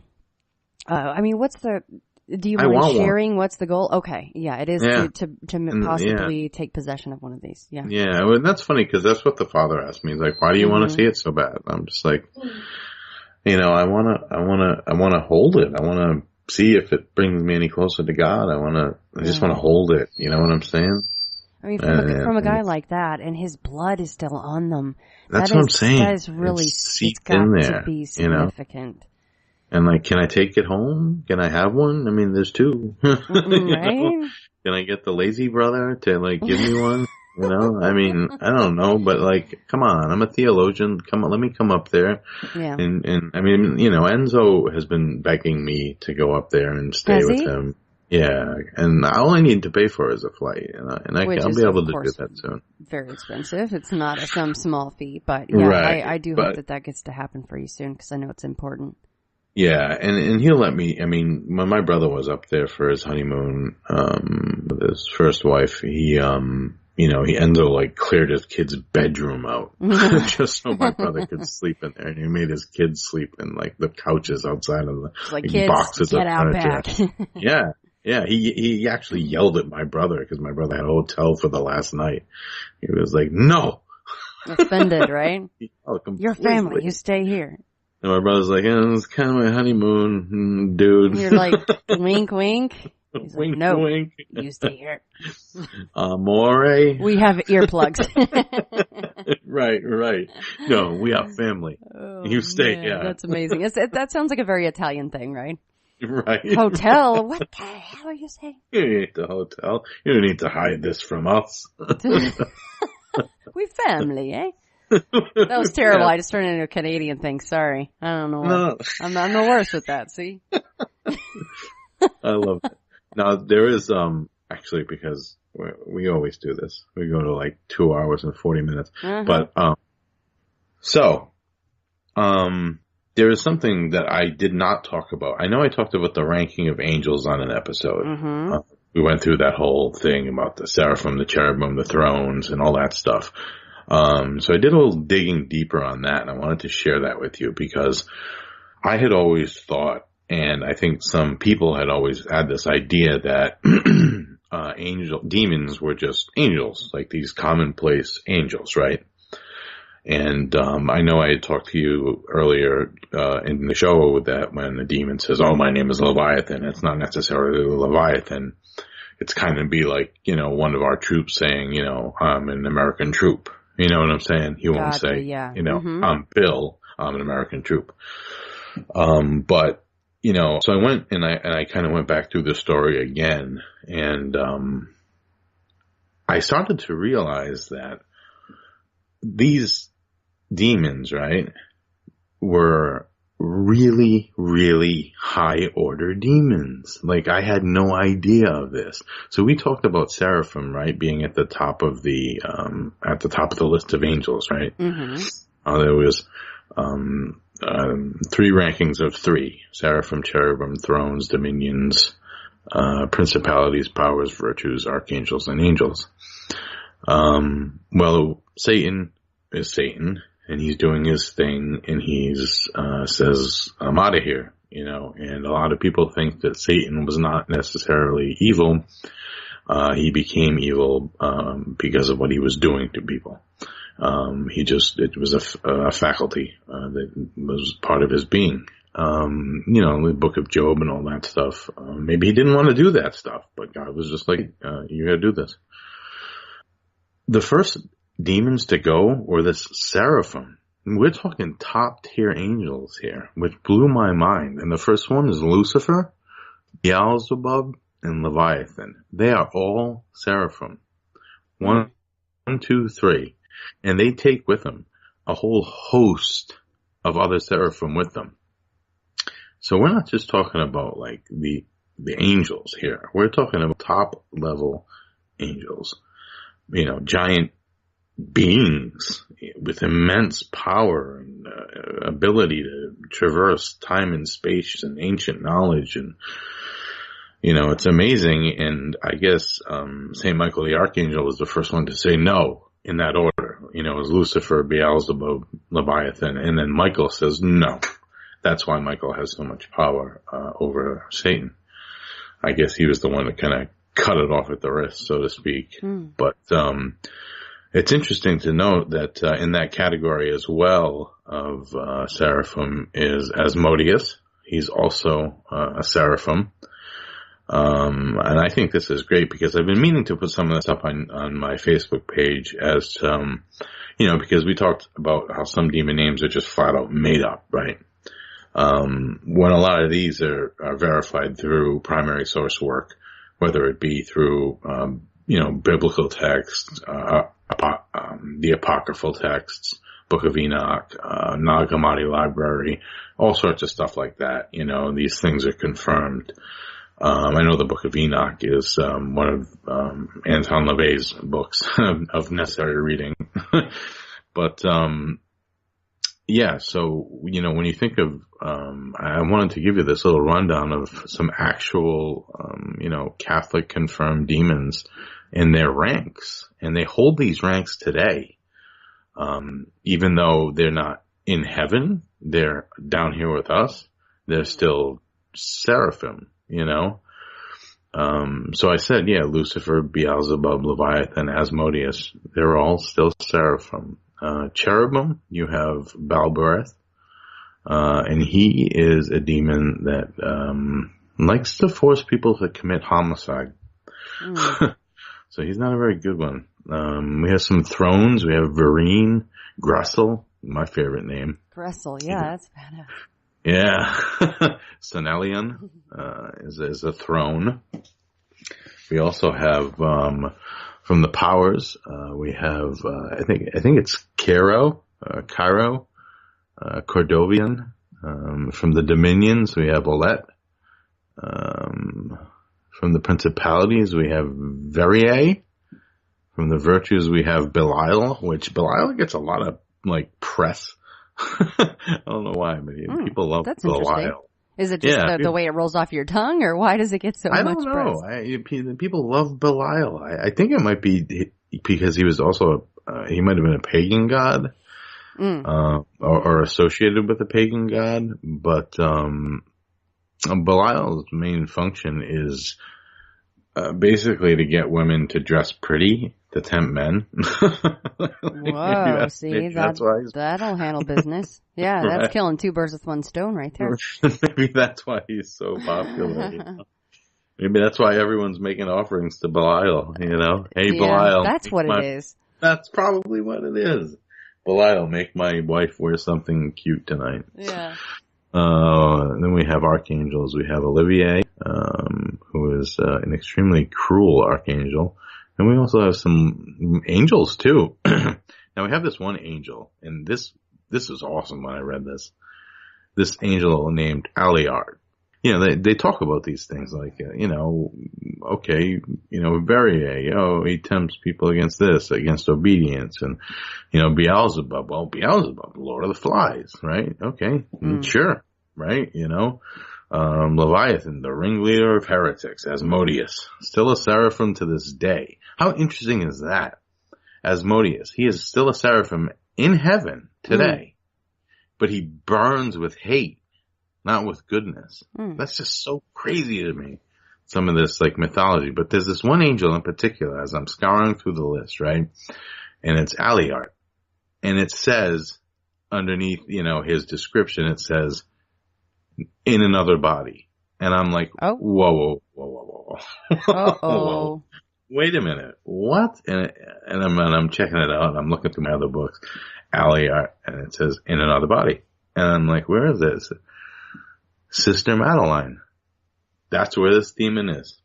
I don't know what, first name, last names don't matter when you're a nun, but there's a Sister Madeline out there, and Aliard is possessed her. Seems like a case of integration because, it's not like that pipeline thing we were talking about, how a demon is not in you. It reacts through the pipeline and it possesses you. And that's why so many demons refer to themselves as, the old biblical story, we are legion. Because they can possess several different people at the same time through these pipelines. You can think of them as wires if you want. But this particular angel, Aliard, is in the body of Sister Madeline. And I thought that was so freaking wild to me that where is she? Are they keeping tabs on her? I hope. Yeah, hopefully someone's watching out. Does that mean, is that some code word that all Madelines could have a potential problem if they're a sister, or do they have to be a sister, or I don't know. I'm probably reading too deep into that, but is it meant for just one person, just one Madeline? No, I think this one is meant just for this particular. Well, I'm sure there's many Sister Madelines out there, but I'm sure that in the context they were speaking in to this particular demon, or like I said, no, because it sounded like integration. If it's saying like this book was written a long time ago, so right. At the time that this book was written, this demon was it was possessing a nun. So how they got that information, I have no friggin' idea. You know what I'm saying? Like, this one's Belial, makes women dress up sexy, and Olivier is cruelty, and he makes people write bad poetry, and Aliard, he's in Sister Madeline now. So I mean, I can see how some of it sounds hokey and stuff too, but some of it is like, when after you talk to people like Father G, you're like, is that real? You know, I mean, I might have to ask him about that, but he'll probably be like, yeah, that's probably doesn't mean anything. You know what I'm saying? But one thing can lead to another. You know, there's absolutely. always one string leads to the next, and the threads follow another thread, and it's all connected somehow. So maybe it's not as. I mean, we chuckle at some of the things, but it may not be that funny, right? Because as hokey as it sounds, there might be actually someone that did suffer or will suffer. What is talked about. Exactly. And yeah, you're right. And it's one of those things where, you know, and I talked to this about, I don't know, this has been this couple contacting me from Maine, and they have some really, really crazy stuff going on in their house right now. The guy has awoken to see shadow figures in his house. He saw a shadow figure like leaning over his wife, like right in her face. And his wife was fast asleep, and he was just pinned to his bed watching it. And it like looked at him and looked back down at her in a menacing way. And he couldn't move to wake her up. And it was just like staring at her. It's interacting while he's awake. It knows that he's awake. It looks at him and it looks back at the wife who's fast asleep. Like it's going to take a bite out of her or something, that you know? Awful. We're talking multiple, No, not in the house. Stop. Get the hell out of the house. Well, you also told me about this really, I mean, they were doing some remodeling. You know, when you're doing remodeling, you put up that plastic sheeting like you're putting in a new window or something. You put up that plastic sheeting and it's really, really, really, really tight, that plastic sheeting. And you put it up on both sides so that it's, you know, it's insulated. And they were remodeling some sections of the house, and some of that stuff was, you know, up on the walls. And he said at one point he was sitting there in the room next to this stuff, and he said there were no wind gusts or anything. Not that a wind gust can move that stuff, because I've worked with that stuff in the past. He said it just bulged outward like a balloon, like it just like inflated, like something like it was gonna pop, and then it slowly deflated. You know. From the wall. From the wall. I'm like, what is this? What is going on? So I told him that I would go down there and I would say some deliverance prayers with him, you know, and, I'm waiting to hear back from him. Him and his wife wrote me a timeline. They wrote me a narrative, which is really cool, of when they started experiencing things, what they experienced specifically. And, they got turned down by someone to bless the house. And, it wasn't a Catholic priest. It was like a Protestant priest or something. And, you know, I was like, look, if you pay my gas, you know, I'll come up there and I'll like say a few Hail Marys. I have holy water. You know, I mean, I'm not a priest, but You're anyone. I know some things. Well, anyone can deliver deliverance prayers. I know that's kind of a weird thing to say, but anyone can perform deliverance prayers. It doesn't, they teach them to lay people. They're a way to kind of, I guess, self-medicate in a way. You say deliverance prayers on yourself. And anyone can do these things. And, you know, I told him, I said, look, I'll go through your house. I have some holy water. I'll say a few Hail Marys, you know, at each threshold. I'll make a little sign of the cross with the holy water on the doors. We can say the litany, you know, we can say the rosary together. You know, we can do some of these things if you want. I'm not going to charge you. Just, you know, fill up my gas tank so I can get up there. How did they find you? I think through the email. They sent me through Facebook. They sent me that thing through Facebook. And, are there kids in the house? Yeah, there are. Or are they saying that the kids are involved at all or affected? My God, is that my dog barking? I put him through 2 doors. Found some socks. Oh man, that dog. That's okay. Anyway, yeah, back to your original question. Are there kids involved? Yeah, they do have children. I don't know how involved the spirits have been with the children, but, you know, like, I think Jeremy, you know, had said it, you know, once they start getting into your kids, it's like a whole nother category. Yeah, I think they would be calling you like, sooner or contacting you sooner. Right. Maybe. And they haven't really responded like, yeah, come on down. And like, and I told them, I'm like, look, you don't have to let me stay in your house. I'm not like, you know, say, oh, invite me over, some weird, creepy theologian to sleep in your house.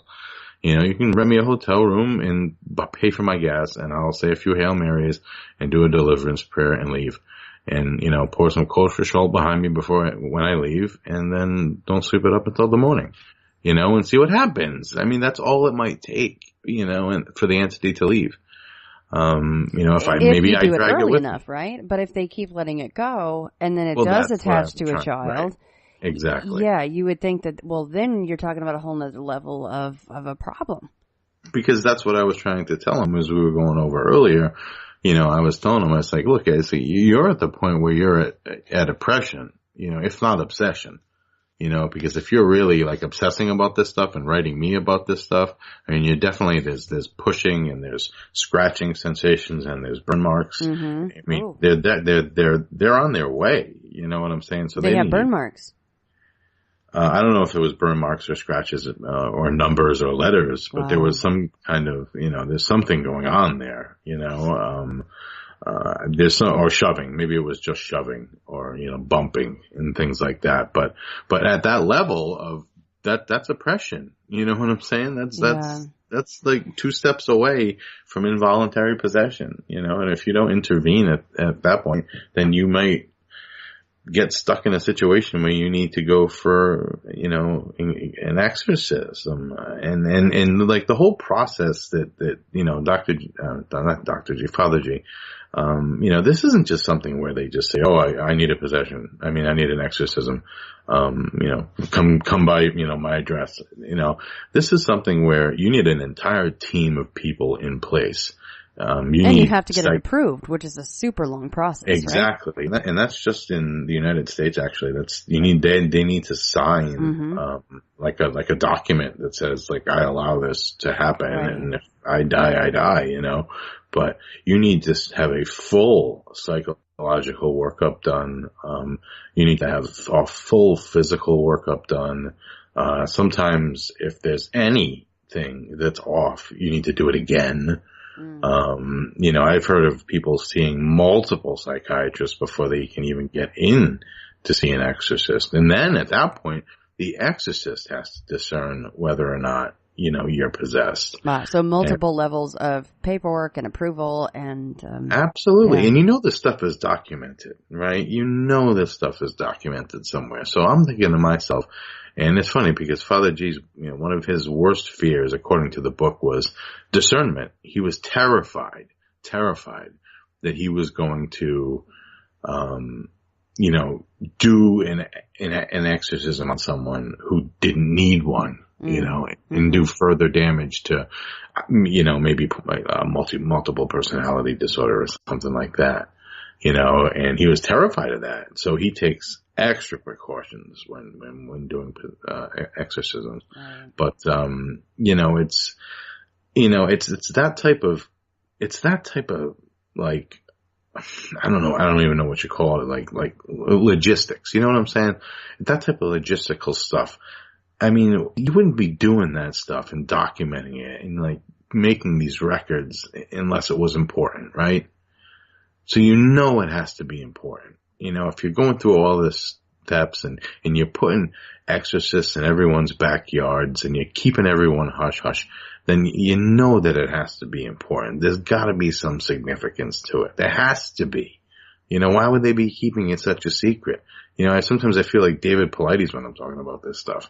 It's like I almost want to file a Freedom of Information Act and see if like the Vatican will give up how many exorcisms they did last year. You know what I'm saying? But like that won't work over there. You know, so maybe I can do it in a state. Maybe I can do it in Rhode Island.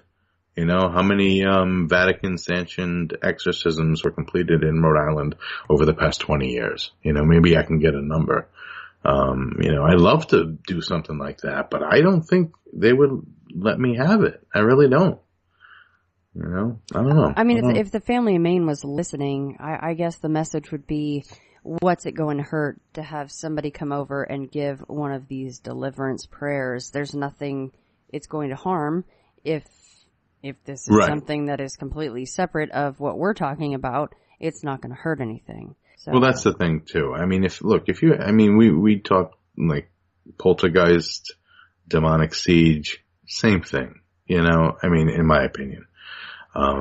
So yeah, I mean, what's it going to hurt? Even if there's nothing going on, I go around and I do this and do that. The worst thing you're going to have to do in the morning is sweep some kosher salt up off the floor.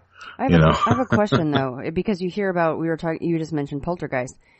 Do they have a daughter within the puberty age? Because you hear of things happening in the home because of hormones, and I know we've brought that up before. Is there any, and that might be too personal to bring up for that family. I don't want to get any, in territory that's not appropriate for the family. I forgot, to be honest with you. I focused on some of the major points that they were talking about.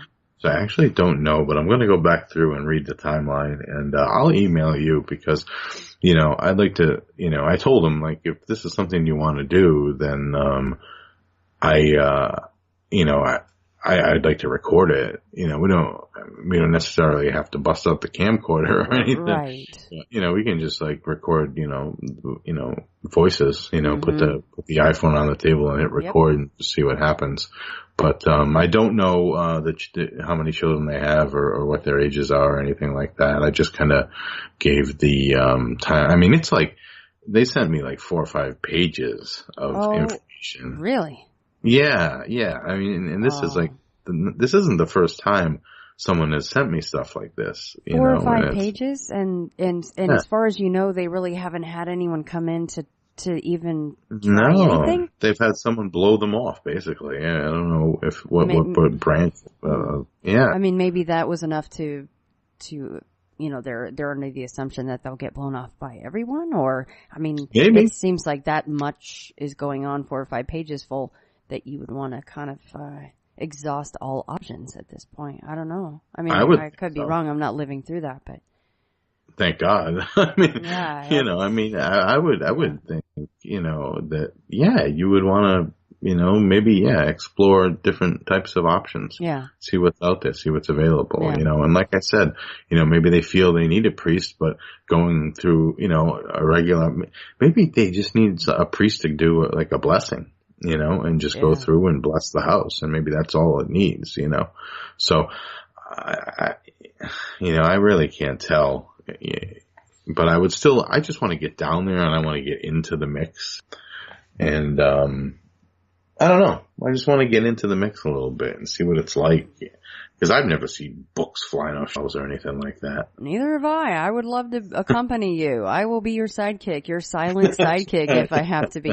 Yeah, I've said that many times. I'm like, I would love to just have another experience. I need another confirmation experience. I've already had a confirmation experience, but it was so long ago that, I lit the fire, but I'm kind of like, gosh, I'd really love to see something like that. But I've said it many times. I'm like, you're due. Never in the house. Never in the, it would suck to have that at your own house, I think. I do think that, because sleep is a very valuable thing to us as human beings. We are not vampires, that might be a good segue to the vampire folklore, but we do need sleep. And we are not vampiric and immortal. So to have, you wake up and you see what you think is a shadow person and it's checking your wife out, and then it actually can interact by turning its head to look at you and then look away. That seems like more than the old hag syndrome or something to me, especially when they have 5 more pages of other things going on. So some things can be explained away. But then when it's all, the encompassing evidence is there, then you go, well, I don't know. That seems like more than sleep paralysis and maybe even a pubescent teen to me, possibly. So. Right. Yeah. I mean, if you have multiple things going on in one house, it could be that, it could be sleep paralysis and a pubescent teen, and maybe, something else. Maybe their house is someplace where it used to be sacred or something like that. Right. It could be the Poltergeist movie situation, built on an old graveyard. Totally. They just move the headstones. You never know. That's true. It could be multiple situations, but. Yeah. I mean, in the book I was just reading, they were talking about how this woman could not sell her house because of a curse. And, like I said, curses are particularly difficult to get rid of, because if you don't get rid of the root of the curse, you don't get rid of the curse. I mean, it's as simple as that. Well, and they literally get passed on, right? Like if you if you had a kid and you had a curse on you 10 years prior, it's going to get passed on, right? I would think so. If it was one of those things where it was, a curse to be passed on, because you can curse places, things, objects, people. I've heard all sorts of stories on podcasts of people being cursed. And in this book that I just read too, they were talking about this woman who was trying to sell her house, and people loved it. And they loved the price, and they would leave and they would never call her again. And I think she eventually went to a priest and to have it blessed. And the priest was like, "There's something off about this house." And they got in contact with the previous owner, who was an artist, and he was somewhat of, I don't want to say Satanist, because that's kind of a new overused word, but he was, I guess he had a kind of a morbid curiosity with Satan.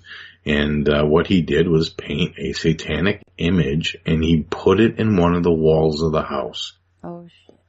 Yep, and he left it there. He just drywalled over it. And then he told them where it was, and they broke it down. They found this horrific painting of a demon, and they burned it, and the house got like 4 offers on it the next day. That is so terrifying that something so simple can be that powerful. I know. It's the curses. And this is what Thomas Aquinas, and the Summa Theologica, like I said, I'm terrible with dates, but he always said it's intentions. Everything in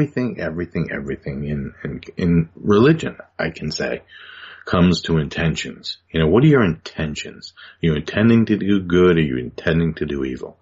What are your intentions? And by that's what moral theology is all about.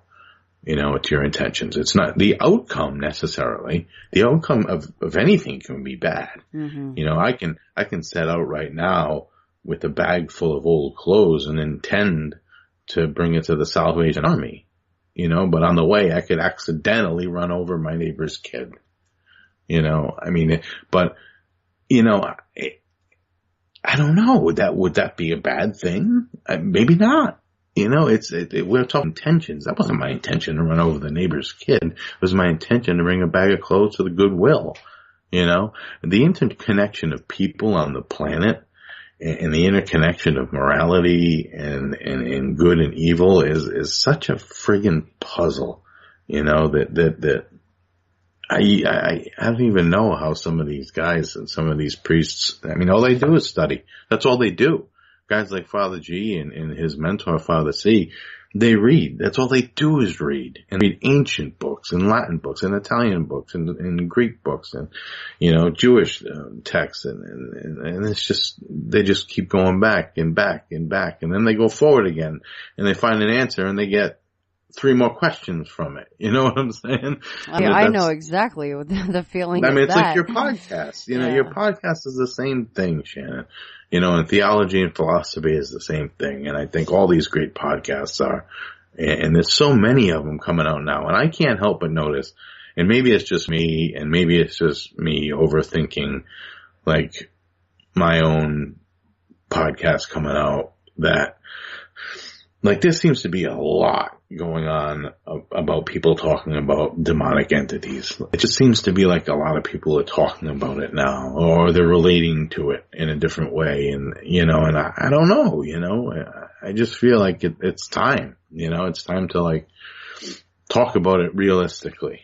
Yes, and in fact, it's interesting you bring that up, because lately I've been listening to a lot of Clyde Lewis, his Ground Zero. Oh, okay. And I think this was a kind of an older archived episode, not too old, still this year, but he was talking about Stranger Things, the show Stranger Things. Have you watched that? Yes. Excellent, because I wanted to know if I didn't realize this until I heard this show. I didn't even know. I thought this was a totally made up word and a name, and it doesn't look like it does in the show. But the Demogorgon is actually some sort of a named type of a demon, or a demon itself? Yep, Demogorgon. Yeah. I had it written down. Hold on. Shannon, you're forcing me to bust out the books. I love it. I think we do this every single time. You're like, hold on, I have a book for this. I know you do. So I'm like, oh, I have to write this down for Jon-Paul tonight. I had it written down. So yeah. I think it was the one I just went out to the car for, but nice. I sent out the intent. See. Where is it? It was like, because I just saw it. Like a two-headed. The Demogorgon is two-headed. It doesn't really look like it does in the show, which looks more like the petal of a flower with teeth when it's open. But no, I found that very fascinating. It's different. It's different than that. I will say that. I think and I'm sure people will recognize this. I think Stranger Things is based on what happened at the Air Force Base there. You know what I'm talking about. What do you mean, Montauk? Yeah, I think it's based on Montauk Chronicles. I really do. Yeah. I mean, it just seems like it is, you know? Yeah. It's got these portals and... You know that stuff went on, hooking people up and brain fries and all, horrible things. Brain fries and this and that. No, you're killing me because it's in the other book. Oh, it's in the other book. That's all right. Hey, we can save it for edition. What's 4 in Latin? I always look up the Latin numbers because that's how I name your episode. So this one is Tria. I don't know what 4 is. I'll have to look it up. But hey, we need content for 4. It's fine. We do, but listen, you're gonna have to wait because I can't. No, it's fine. Let's save the Demogorgon for next time. Okay, we will. Right. But I just read it because it was something interesting to me. Right? That's cool. Yeah, and I was like, oh, what is this Demogorgon? And it was sorry, I swore. Anyway. That's alright. I said earlier it happens. That you were gonna get screamed at by someone. It's not the F word, it's not that bad. Oh, that's true. You can say anything. Although I got a feeling you're going to cut out that segment about the girl vomiting out buckets of what. Oh, I won't. Mm-hmm. Nope.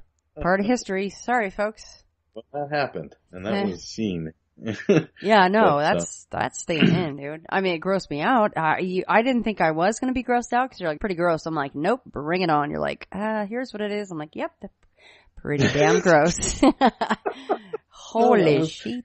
Yeah, that's horrifying. But anyway, I did start talking to Father G about vampire folklore, and he had no idea that the vampire folklore was so rich in Rhode Island. And it was interesting because he asked me, he said, "Do you believe in vampires?" And I think it was a test. And I was like, no. I was like, what do you mean, like the Hollywood version type stuff? He's like, yeah, vampires. I was like, no, I don't believe in vampires. And I think he was just like testing me, like just to see if I was some like weirdo who was calling him. You know what I'm saying? And I keep saying, you know what I'm saying. I started wearing an elastic band for that, you know. Did you snap it? No, I forgot to do this. You're fine. We all had to test if each other are weirdos. That's how the weirdos roll. But truth is, we're all weirdos because look at what we're talking about. Even Father G, he's the best kind of weirdo. Except he can handle this, and take it to the next. And level. I'll tell you, the one that I was talking to him about Mercy Brown and some of the other ones, and Sarah Tillinghast, and I have some of these on my Facebook page. Rose, the Rose family.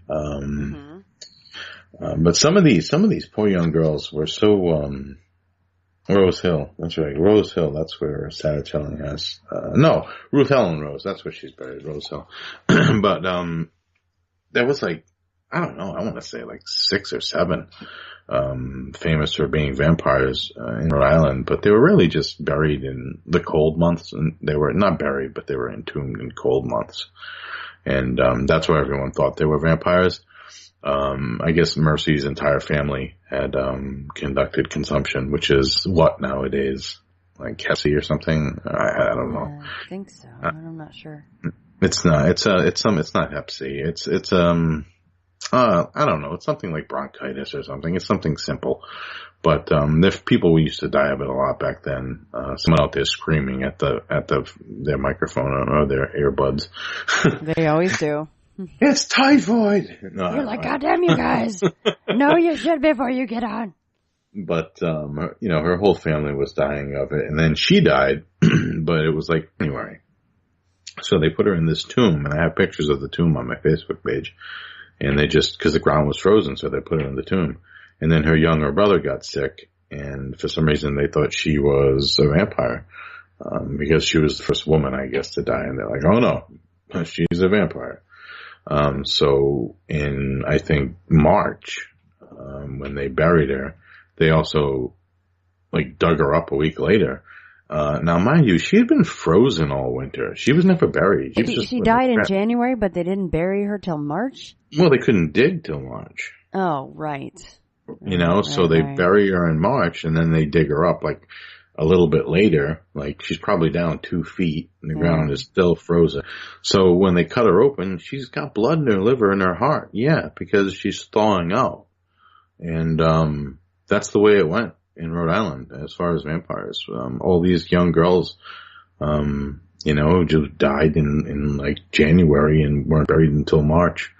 Or they dug them up once they buried them because, whatever, they burnt the heart and the liver, and they used the ashes to brew up some brew, and they made the brother drink it, and they told him it would cure him, and the brother died anyway.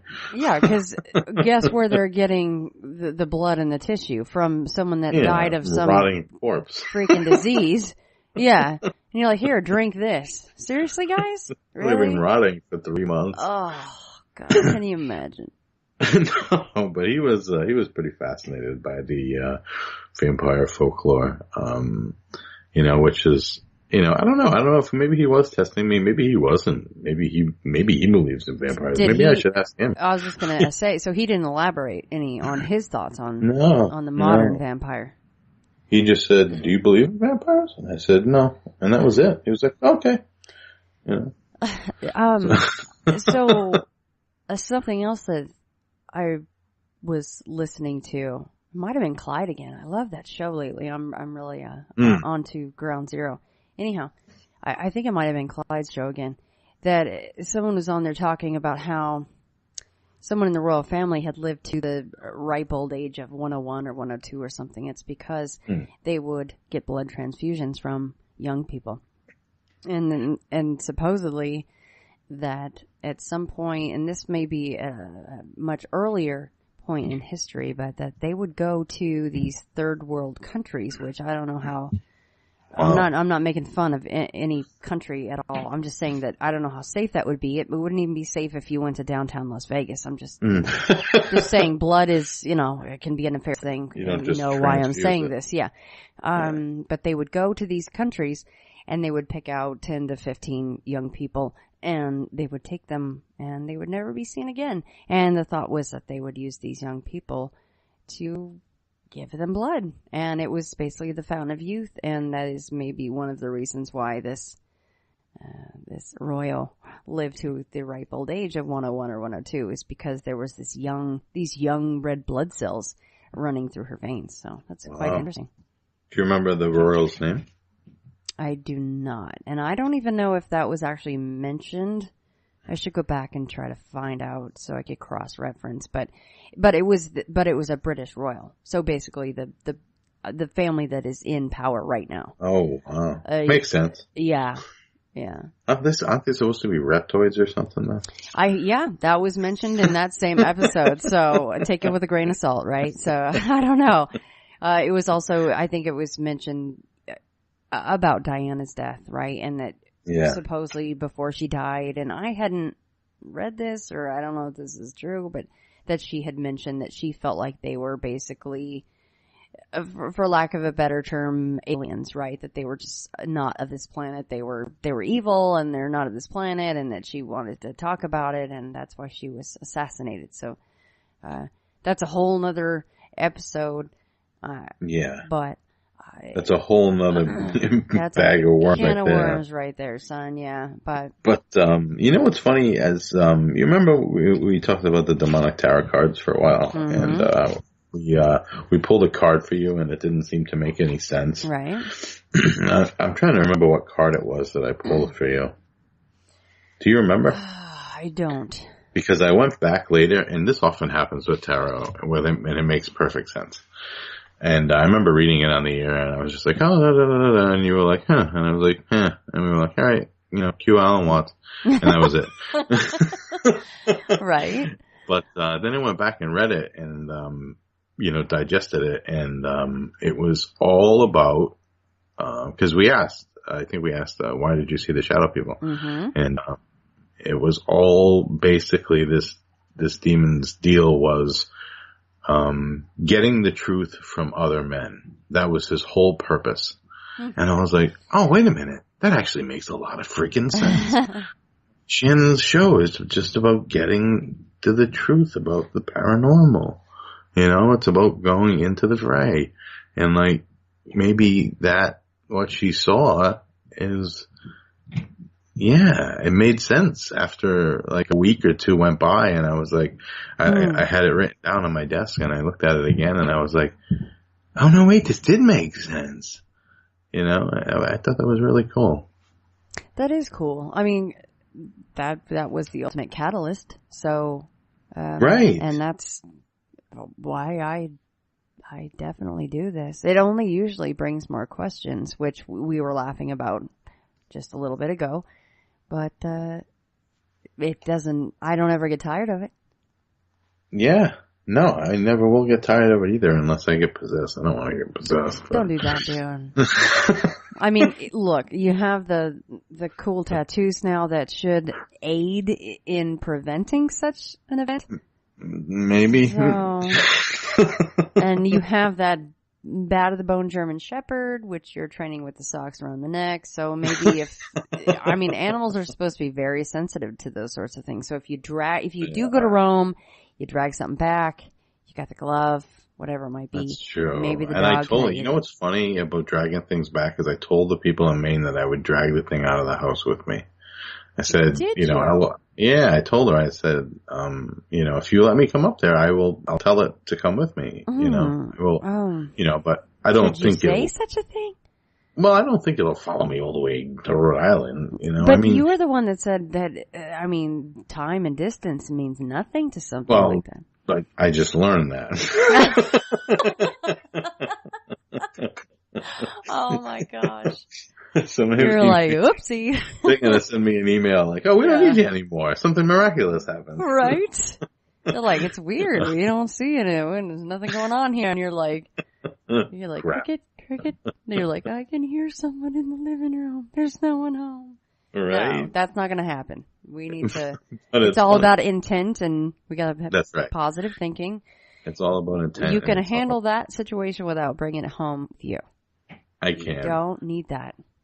I don't need that. But I would say, once I get it outside the door, you can, because rituals mean things, you know what I'm saying? Right. And that's why the church does it. Bring it over the threshold. Bring it over the threshold, put down some kosher salt, and then, it can't get back in. But if you throw the salt down too early, then it's still just locked in the house. Like, can you undo that and you get rid of this? I mean, how does that work? Do you sweep the salt away and then you go back in the house and do it, bring it back out? Okay.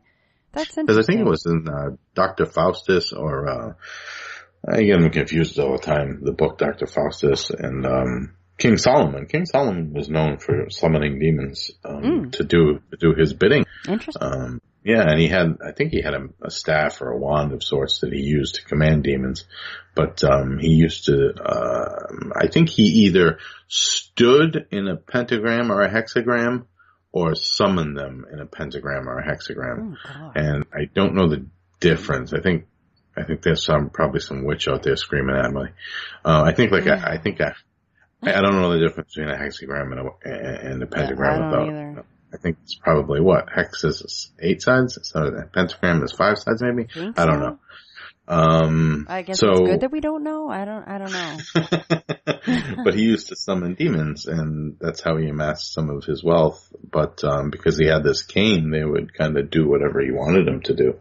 And all that whole kind of story has been lost in time. You know, and that's where the Apocrypha comes out. Because none of the stuff that I'm talking about really is in, I mean, they have references in the Bible to, you know, Jesus being the first exorcist. And, because he was Jesus, he could just say, you know, get out, and they would go. And, you know, he passed that along to all of his apostles, so they were all exorcists as well. But, you know, when you, I don't know, you know, I don't know where I was going with that. That sucked me as your train of thought. That's all right. That's how we roll. We go down all these little rabbit holes, and I'm like, I don't know where I was going with that, but all that just came out of my mouth. I'm sorry. After Jesus died, I am not schooled on like the Bible, and right. That's right. Who was the first person to receive the stigmata after he died? Yeah. Wow, that is a good question. I know, right? I have no. I know the first person to see him was Mary Magdalene. Right. But the first person to receive the stigmata after he died, that's a wicked good question. I would have to look at, that's okay. But list of stigmatists. But in that's theory, really good. That person had the same powers that Padre Pio had, right? In right. the 40s. Right. It crossed all that time. It was always the same for someone that receives stigmata. Interesting. Very interesting. Right. I mean, it could have been one of the apostles. I vaguely remember hearing that. Yeah, I vaguely remember hearing that one of the apostles was stigmatized. Although I don't know which one exactly. It definitely wasn't John, although it could have been. But the stigmata victim. I don't know. I got 1182, 1347. They seem to happen a lot in the Middle Ages. I don't see many. St. Francis of Assisi in 1122 is the earliest one I see. Wow. Yeah, and then Pio. They have him here dying in 68. Then I have Latuco Suduc, born in 71. Apparently he is alive today. There is one alive. Oh, in 1971. Yeah, born in 71. So what's he's his name? Latuco Zaduc, but it begins with a Z. Oh. ZLATKOSUDAC. Wow. Latuco Suduc, born in 1971. So what is he, 9 years older than us? And he's got the stigmata. Wow. If that guy is out there, or if anybody knows him. Want to come on the show? Goodness me, are you kidding? Thank you for looking that up, Jon-Paul. Holy cow. Yeah, it says that, some believe, blood coming from the wounds, blood from Jesus Christ. Which wounds does he have? Does it say? It doesn't say which ones he has. Okay. Let's say it's real fact. There's no evidence of the blood, to my knowledge, has been tested in a medical laboratory. Actually, I do know of a priest at PC who told us a story of a host. You know, the little things you eat, the little crackers you eat. Mm-hmm. Give you the Eucharist. Apparently the what's that, transfiguration it's called, where that's actually Christ's body. That process is called transfiguration. Well, to discard a host, like if you drop it on the ground and someone like says, "Oh, I'm not going to eat that." 5-second rule. Oh no, I don't want to eat that. Mm-hmm. You don't just throw it in the garbage. What you're supposed to do is you're supposed to dissolve it in, I think, either wine or holy water. Mm-hmm. And then I think once it's completely dissolved, I think you can dump it. I think. But there was a priest of ours we had at PC when I was a grad student, who told us about a story of a piece of the Eucharist that had been discarded. It was like out on the church stairs, and the priest was like, "Oh my God, who left this here?" And he picked it up and he brought it inside, and he put it in a glass of water, and then he blessed the glass of water. And then I remember them taking it to the local college. I forget what state this was in, but they took it to the college. Because in the morning when he had come back, it didn't dissolve. It was like still there, but it was like, it didn't look like, the host. So they had this like, it looked like almost like a piece of skin, like a very thin layer of skin. Oh. And, they were like, did that dissolve or not? And, they pulled it apart and they looked at it under an electron microscope, and it turned out to be, skin cells. Oh my God. What? Not just skin cells, but cardiac skin cells. It was actually from the heart. I just got chills. Oh. I know, huh? Oh. Seriously? Yeah, this is what my gosh. And this guy has a PhD from Cambridge and a PhD from Catholic. Not the kind of guy just to be throwing around stories like that. I don't think so. I mean, cardiac cells. Yeah, of all things, his heart. Wow. And so when it's like, I don't know, when I start talking about this stuff and I start reading about this stuff and I start talking to the actual people who may have seen some of this stuff. I mean, Father G, when he did his first Exorcist, it was like very monotonous. Nothing was going on. They just kept showing up. He didn't know if they were faking it, blah, blah, blah. This is all in the book. Until one day the woman's face, her muscles changed so much it made her look like a snake. And he said her tongue kept snapping out of her mouth. And I'm like, what? I'm like, this is like, as far as this guy knows, he's just having a conversation with me. Right. This guy in Rhode Island was just like, oh, I got a master's degree, want to chat? Right. Just about like, theology. And, like why I don't understand why he would like and this is the same question I keep coming up with over and over and over and over again. And I mentioned this to Jeremy on Deviatus, when he was talking about seeing that shadow throw on the lamp and he was like driving his car. Yeah. What a terrifying story that is. Yeah, I'm sorry. I'm so good about, I mentioned your previous episodes, but by God, he was on a previous episode of ITF, and I apologize, Jeremy. Unless I pull it up on my phone while you're talking, I'll do that so I can say, hey, go back and listen to Jeremy on my show too. And do you know the number of the episode that you were on? Because that I wanted to link that for was Jeremy's on 84 and 89, I think. Oh no, for his show.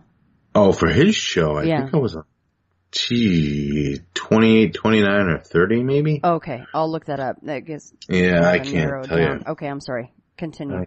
I can't reach my phone, but, I keep coming to the same thing, that like, people are throwing up toads and they're turning into ash. People are seeing, shadow figures on light poles during the day.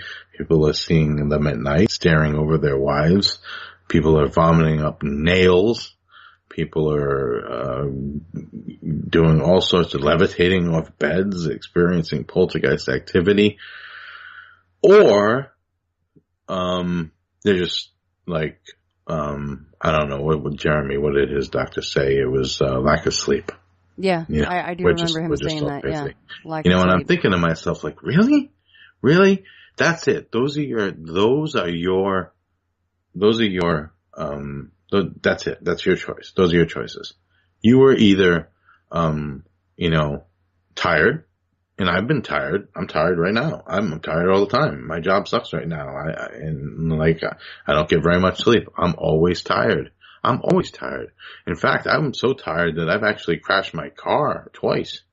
Because I've fallen asleep at the wheel, and like I'm just not good at sleeping. I never learned how to sleep ever, I mean, considering what you saw, I'm just saying, I'm going to throw that in there right now. Considering I smoked don't crack forget when I was that. 14. Oh. You can't leave that out either. I did a lot of heroin in my day. I mean, but I'm not just saying that either. Like, addiction is a serious thing. And, I mean, I did a lot of opiates in my day, and like, I was an alcoholic before that, and I never slept. I never learned how to sleep. I just knew how to pass out, but I never learned how to sleep. So I'm always tired. Always. Like to this day, I still don't know how to sleep. I don't know how to get to bed. I don't know how to like get under the covers and lay down and relax, And, like I'm not seeing things on poles, and I'm not seeing shadow figures and men and grinning men. I'm not seeing codes. And I totally agree with that part of it. Right. So if those are your options, Shannon, like then what is it? What is it? Right. Are you tired? Or are you hallucinating? I mean, I've been on acid, I've been on mushrooms, I've been on every possible thing you can think of, and I never have ever have I seen a full body hallucination in my entire life, no matter how many mushrooms I've eaten. I mean, I don't get it how people pull this stuff off and they say, oh no, you were too tired, or oh no, you're under a lot of stress.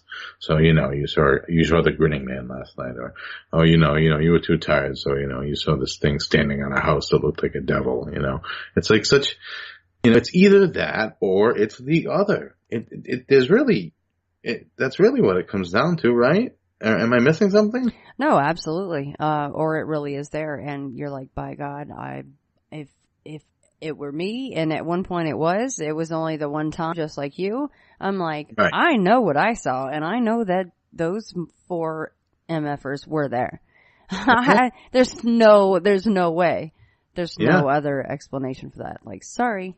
And Jeremy's was in the fray, episode 59. And it is actually titled Deviatus. So if anybody wants to hear what he was going through and what the doctor just went, oh, you're sorry for your tired brain and seeing the things on top of the roofs and on top of the light. Right. Sorry about your brain. Go get some sleep. Blah, blah, blah. You're like, wow, that's, thanks for the cop out there, Doc, but I don't really agree with you.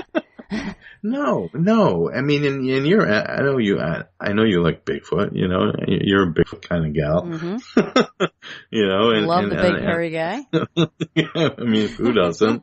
Yeah. And it's like, I don't know. I just don't know. I know. You're like, are all those people tired and hallucinating a freaking Bigfoot in the woods? Really? What about dog? Really, dog? I mean, I hate the word dog. I know you hate the word dog, man. I know you hate it. It makes me grin.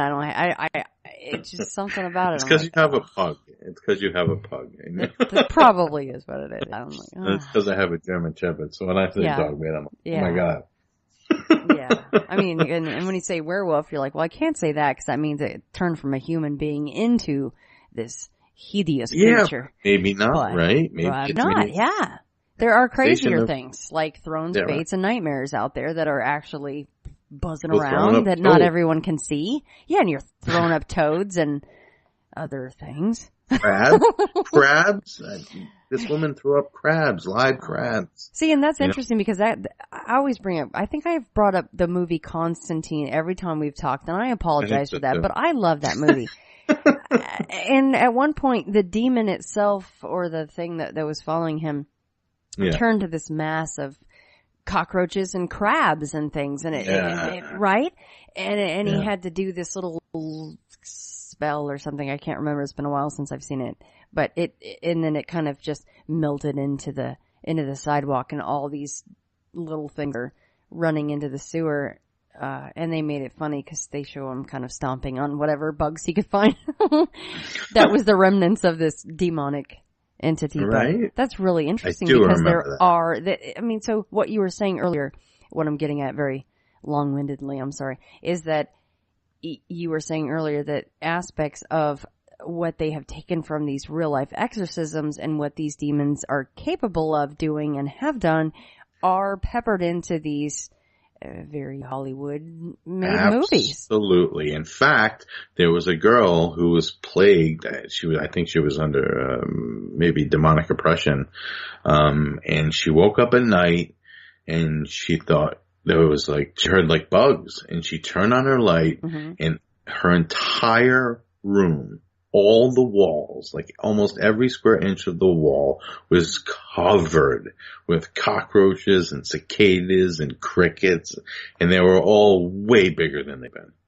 and she screamed, and her mother came in there, and they were beating him with books, and they were flying everywhere, and like, you know, this was Father C's, I think, his mentor told him this story, you know, and it's like, you know, there it is right there, you know? You brought up Fox Hollow Farm for a moment a while ago. Yeah. And when I was at Fox Hollow Farm, I was up in the apartment with Robert Graves, the owner of the house, Joe LeBlanc, who for a time lived at the home, a massive home, big, beautiful home. Above the garage, there's a separate apartment. Now, when Herb Baumeister was separating from Julie before he moved out, well, that moved out is that's a loose term, right? If you need to know the story, that's a long-winded story. I'm not going to tell it, but before he was no longer in the home, he moved up to the apartment.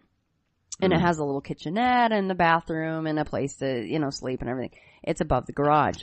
And when Joe LeBlanc lived there for a time at Fox Hollow Farm, I was in that apartment and he showed me the wall and he said at one point, I came into this apartment where I lived, there was at least 300 flies covering the walls. Just covering the walls for no apparent reason. And this is a man that, for all intents and purposes, for the people that are in the house now, he had probably the most horrific experiences of anyone at Fox Hollow Farm. And that was being up in that apartment that Herb Baumeister lived in prior to him really, you know, expiring from this plane of existence, is he was up in that apartment. So, you know, the flies in Italian, I think you said earlier, Lucifer was the Lord of the Flies or something? Is that what you said? Beelzebub, Lord of the Flies. Interesting. There you go. Yeah. Could have been a manifestation of him. Yeah. You know? I mean, it seems like Beelzebub would be attached to a place like that where a married man would go and when, you know, the cat's away, the mice will play by murdering other people, I guess. That would kind of tie in. Seems like someone he would like, so.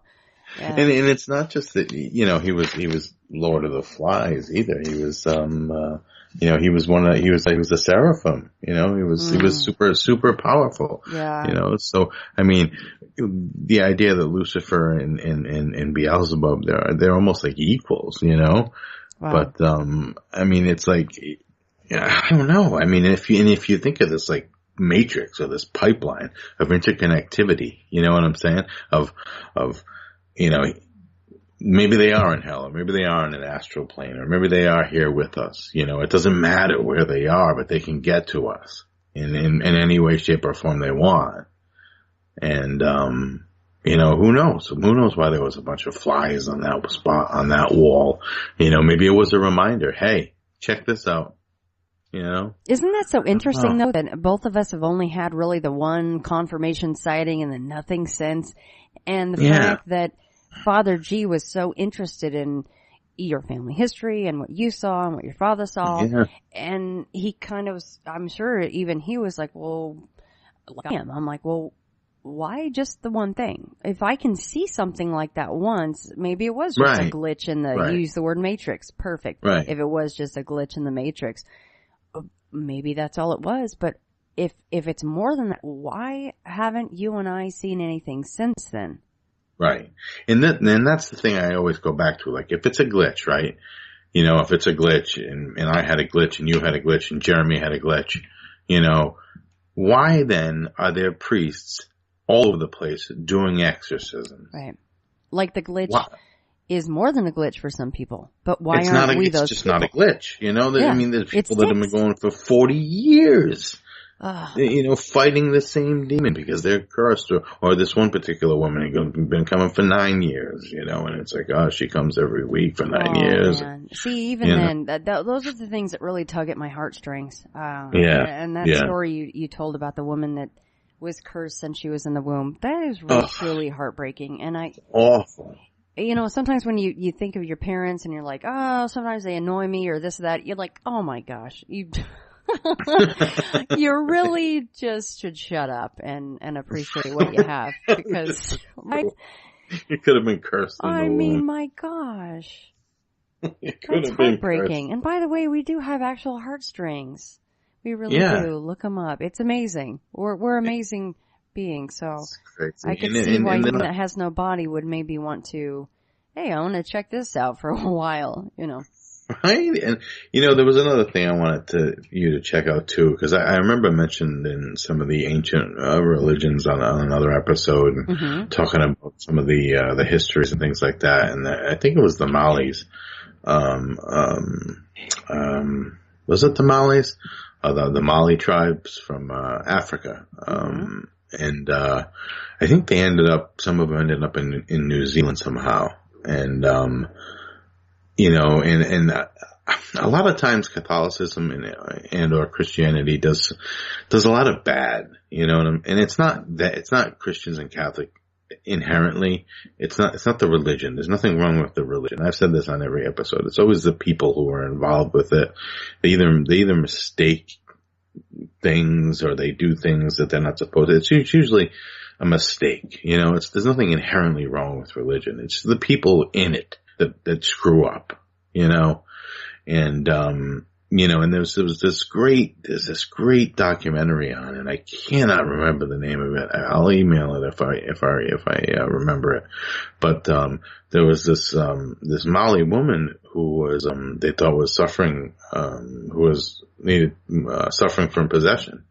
And, they were treating her in such a weird way, that they were treating her with these old, Mali traditions instead of letting Catholic priests come in and handle it. And the girl ended up dying.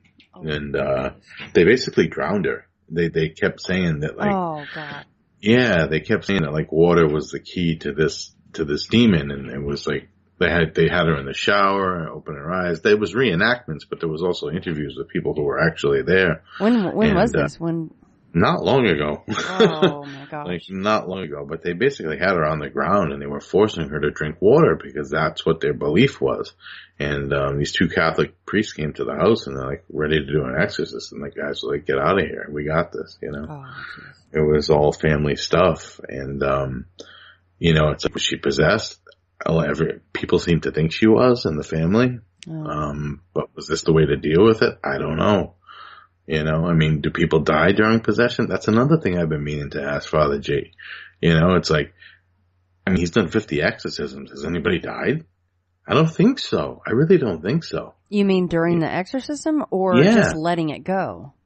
Like the possession? Like during the exorcism, did the people die? Oh, did we talk about that on the first round or the second? I think that was a question that I had. Because it's very dramatic when these things are going on, and obviously we have proof that they are. Right. Puking up things and the bending backwards of bodies that shouldn't happen. But yeah, that's fascinating. And I think, I remember, I think that we were postulating that maybe that does happen, that there are deaths and expirations, but they are covered up. Oh, right. Maybe that's why they have them sign the waiver now. It's if I die, so the waiver's then I die. A real thing. The waiver's a real thing. Wow. Yeah. That definitely could be why. Yep, the waivers is a real deal, and it's just for. Well, I don't know if it's just for America, but it was. What's his name? Father C said it to Father G. He was like, you should consider this when you go back to America and do exorcisms. Well, just because. Probably, especially here, because we're so happy anyway. That's probably the smartest thing to do just for that alone. Exactly. But that is fascinating. And Father G was located in, out of Silicon Valley. So it was it's a great book. It was a great movie and it was great talking to the guy. You know what I'm saying? Yeah. And you, though, are going to hopefully come on your podcast. I would love to. Can we talk about your podcast a little bit? Yeah, so basically what I want to do is, I want to get on there in the first episode and I want to address it and I've changed it. It's called The Fallen Ones. I don't know I don't know what the deal is with the show slug. I don't get that. But I just typed in whatever fit and it came up as the Snake Pit. So if you look it up on Libsyn, either as the Fallen Ones or the Snake Pit, it'll come up. But there's nothing on there yet because I haven't recorded anything. But my whole idea is basically this. I'm going to come up with, me. at first, why I'm doing this, who I am, where I got my education, what I studied, blah, blah, blah. And then I think we're going to just jump right into some stories, maybe interview some people, because that's part of it. That's why I like a lot of shows. I like call-in shows. I like a lot of shows for a lot of different reasons. There are some shows that are call-in shows where they do interviews, and I really like that. And then there are some shows where I just enjoy hearing the host's perspective on those things. So I'm trying to combine those two things where, half the show will be, all right, you have the floor. If I feel like you need to be pushed in a certain direction, then maybe I'll ask a question to provoke you in a certain direction or not. And then afterwards, I like to maybe talk about it theologically, on my own, addressing the audience and saying, well, we just heard from this couple from Maine, for example, and this is what's going on in their lives. What are some, let's talk about this. Well, see, and I like that format is, most of us do not have the MTS after our name, so I think that you do need to utilize that as much as you can, and that will be very beneficial. And can I just say, before you go on, I like the name The Fallen Ones a lot. Good. Yes. I hope it's not another podcast. I mean, I'll search it right now, but I'm pretty sure it's not, because even when you type in demonology, there's not a whole lot out there specifically about that. No, and I'm still not up on the whole how it get from Lisbon, how it gets to iPhone. What I'm saying? We'll get there though. And the second that you, and we've been talking about Audacity and the woes that are Audacity, and it can be a woe at first. But we'll get there. And just make sure you let me know. And I know that you will. We keep in pretty close contact, but we do. This is going to be a different podcast than most, because it will be somebody it's specifically about this subject, and there really isn't anything about that right now. I don't think so. I've gotten a lot of feedback when you come on, and I have a number of people that, I think I've told you this, but that have said, JP is my favorite guest, and I think it's great, and, I think also that it's good that we kind of we do keep it light at the same time when we're talking about these really heavy subjects. I think you have to have that sometimes. So that's why it's good that we have a good rapport with each other. But it is a very serious subject. So I'm happy that you're taking the next step. And I'm not saying that I'm really happy that the book is abandoned. Maybe that'll come back at some point. I think it will. Yeah, I do too, because I think you have a lot to say. And I think with the second that the podcast comes about, you're going to get inundated. And I can say this very confidently that I cannot keep up with, and I'm not trying to brag or make myself some kind of a badass, but it's hard to keep up with the amount of correspondence that you get sometimes. And sometimes it's very, how's your day going, and this and that, and you can't really respond to all that stuff all the time. And I have everyone for it, but I don't really have time for that. I'm not trying to sound like a diva, but you kind of have to, you're going to have to filter through and get the stuff that's okay. I need to kind of pull this in and make it a part of the show, or make it a part of my knowledge in my brain, and keep it the front of the gray matter. So you're going to find that it's going to come really quickly. So I think that you maybe putting the book on the back burner at first is probably going to be a really good idea, because the podcast is going to open a whole new set of doors for you. I think so. Yeah. And some of it you may not even want to air, and you're like, gosh, this may be something that might be good for something. For I might backlog it or something like absolutely. that. Absolutely. Some of you guys, like you have your everyone has their own special sections. When you pay $5, you get extra content, things like that. Right. I'm not nowhere. I'm not nowhere. I just use a double negative. How horrible. I do it all the time. But anyway, I'm going to write this stuff out, and I'm going to do it very professionally, and I want people to respond to it. And I want, I don't want just a bunch of Jesus jumpers coming on and saying oh my God, my uncle got the Stigmata. That's amazing. You know what I'm saying? I'm trying to avoid that. I don't want them to, this, that, and the other thing. I want to find, the genuine article, and I want to try to get people on. And, I think that, I think that even though a few slip through the cracks, I think that, Vic Cundiff is pretty good at that on his show, the Dogman Encounters, even though I know you hate that word. Dogman. I think, sorry, I couldn't help it. I think he's pretty good at filtering out like the fakes. Although I don't know if something like that even exists, but when you listen to people talk about it, I don't know. Maybe it is just a bunch of, for fun, Okay, but here's the thing. Here's something that you brought up from my show, but I think that these are things that are going to come up for your show that are going to be, it'll be like my show times 100. Is it you? Hold on, the dogs are barking. Whose dogs? Yours? Yeah, my dogs. I muted and I really hollered like I had to scream at the 100 kids. I had to mute out for that one. Yeah. People are like, oh, she is possessed. My God. God damn it, dogs. See, the bird did the same thing to me. I lose my train of thought. Oh, because you said that each state in the United States has its own exorcist. Right? Well, yeah. Like on call. Diocese, right.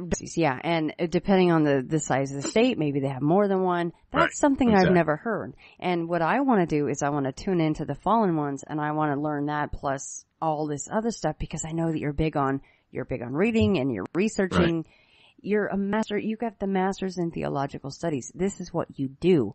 So for me tuning into the fallen ones, that will be something like on each podcast, like I've said a million times, I do the podcast, I record the podcast, I learn something to even just record for my own show, let alone listen to other shows. So it's like getting, 25 books shoved into your brain at once. It's little pepperings, just little pepperings and pickings shoved in all at once. So it's true. And I'm going to do the work, man. I'm really going to do the work. I'm going to try to release it. I mean, I'm not going to try. I am, your show I think is successful because of its consistency, and I think that I'm going to do mine every Tuesday night at, I think 8:00 Eastern. Nice. Yes, that's so a good it's, time. No, maybe not 8. I think 9. I think 9 Eastern. So you guys get it a little bit later because I don't want, because it should be creepy, maybe something to listen to before bedtime. So maybe, 9:00 Eastern Standard, every Tuesday. And like, I can fill an hour myself, just telling the history of something if I wanted to. Right. And I wrote it down ahead of time, and I'm not afraid to do that, to just shed light on a topic and say, okay, so next week we have so-and-so coming on, but before that, I want to preface you on some things that you need to know before we have that conversation. And, I'm not afraid to go to the Diocese of Providence, and I'm not afraid to ask them, who's your exorcist? Or, do you guys have a list of the last, few exorcists? I'll pull all the stops. I still have people at PC that I can call, that I can talk to. Everyone's really hush-hush about it. I will tell you that much. The priests that I have, it does. And the priests that I've talked to have said, no, I can't tell you. I can't tell you. Even the retired ones. I'm like, you're retired. They're like, no, I can't tell you. Yeah. Yeah. Like they cannot tell me who the exorcist is in Providence, because I want to talk to him. How do you, how do you think you might go about finding that out unless you don't want to say? Other than faking an exorcist? Yeah, right. A possession? I'll do some stretches. I'll try to do some back bends. Right. Or a toad in your mouth and come visit me. Yeah, exactly. You're like, oh, we can turn this to ash. No problem. We totally got this. Light an M80, spit it out real quick. Oh my God. Right. We need you. Come on over. 911. I don't know. I also think that, maybe just reaching out to, what's his name? I can't remember his name. Archbishop of Providence. Not the Archbishop. That's stupid. What am I saying? I can't remember his name. How stupid. I'm a theologian. Your tongue is being held. It is. It's being held by This is someone local at Providence College, you're saying? No. This is the chief of the diocesan in Providence. Oh, okay. So can we go ahead and plug the Fallen Ones? Have you settled on that name for your podcast? And when might we be able to expect episode 1? It's not a pressure. I'm just throwing that out there in case you know. No, I feel a lot of pressure. You're like, thanks a lot. Actually, I do. To be honest with you, I was hoping to get it out by Halloween, which didn't happen. I'm really bummed out about that. I'm gonna get it out by, let's see, tomorrow's Tuesday. I'm gonna try and get it out the 27th, the first episode. So 2 weeks from today. Oh, nice. I'm gonna try and get out the first episode. And I think the first episode, and I have settled on the Fallen Ones. That's gonna be the name of it. As soon as I figure out how to put music in the background, I'm going for it. Cause that's all I need to do. If we need to screen share and I will hop on with you, we will do it together. I think sometime during the week. I don't know if you have much time or something. Yes. Probably not. No. Yes. Yeah. We're going to do it. We won't do it tonight because we've already gone 3 hours. But we will do it. We will do it because this week's actually a good week for that. So we will do that. And anytime. I mean, even next week. All I got to do is figure out how to get some music in the background so I can, and it's mostly classical music. So I'm pretty sure classical music is public domain. So I think classical music goes well when you talk about things like biblical. Dude, yeah. We're talking like, Moonlight Sonata, Requiem, things like that. Nice dark tones. Perfect. Yeah. Things like that to fade in. In fact, I think out. I have a website. No, I shouldn't say I think I have a website. There is a website. It does exist. I don't think. I know because I visited it. But I think that it differentiates between the public domain versus you have to pay for this and, give credit and blah, blah, blah. It's a difference between, as you know, between that. But okay. I'm going to look that up before we get on. For the cool, but we'll get that figured out because that's awesome. Because I just assumed that. Actually, anything over 50 years old, I think. Yeah, I believe is like public domain. You can use it. So I will. Okay. That's why I use the War of the Worlds as part of my intro. I cut that in. I looked it up. I'm like, can I use this? Blah blah blah. And I'm like, it's over 50 years old, and. Oh, boom, I can use, I took little pieces from that because I knew I could. I didn't have to pay thousands of dollars to whomever. Right. So, we'll get that figured out. But, okay, I'm sorry, continue. Yeah, no, so I'm hoping to get it out by the 27th of this month, the Fallen Ones. Good. And, like I said, I think the first episode is going to be very simple. It'll probably be an hour, maybe a little over. It'll be a little bit about me. It's going to be a lot about what the podcast is going to be about, what I'm going to talk about, my hopes and dreams for the podcast, what I'm hoping to get from the people listening. Cause I need some of that stuff to start coming in. I do have a few interviews that I could, I know the guy in Maine, he will come on. He's agreed to come on. I do have another woman who's agreed to come on who said she saw a demon on her daughter's back. So I would like to talk to her about that with with its claws digging into her. That's interesting. I'm sorry to interrupt. Did you hear me talking with Pam about the fact that she can see she's the one with the Fae episodes. She can see various levels of things basically clawing into people's backs. That's crazy. Yeah. So I'm sorry. I would love it to all know ties what in. It's crazy. I know. And next time you talk to her, ask her if there's a word for that, because I think there's a word for that for people that can see, things that are in that realm in between, Yeah. But that's what I'm hoping for. I'm hoping for the 27th of this month. I got to put in a little bit more effort. But I'm set to go. I got everything I need. I got my Yeti. It matches my computer. Yes, it's red. Do have a Yeti. The black or the silver, or which one did you get? Red. Oh, it's the red. That's right. Very fitting, right? It is red. I am all decked out to go. I got everything you told me to get, basically. So. Well, I'm excited. Hopefully. Yeah, I'm interested to hear this episode compared to the other ones. And just because I did this one through the Eddy. You're going to like it. There's a difference. It's not like the other ones are that subpar.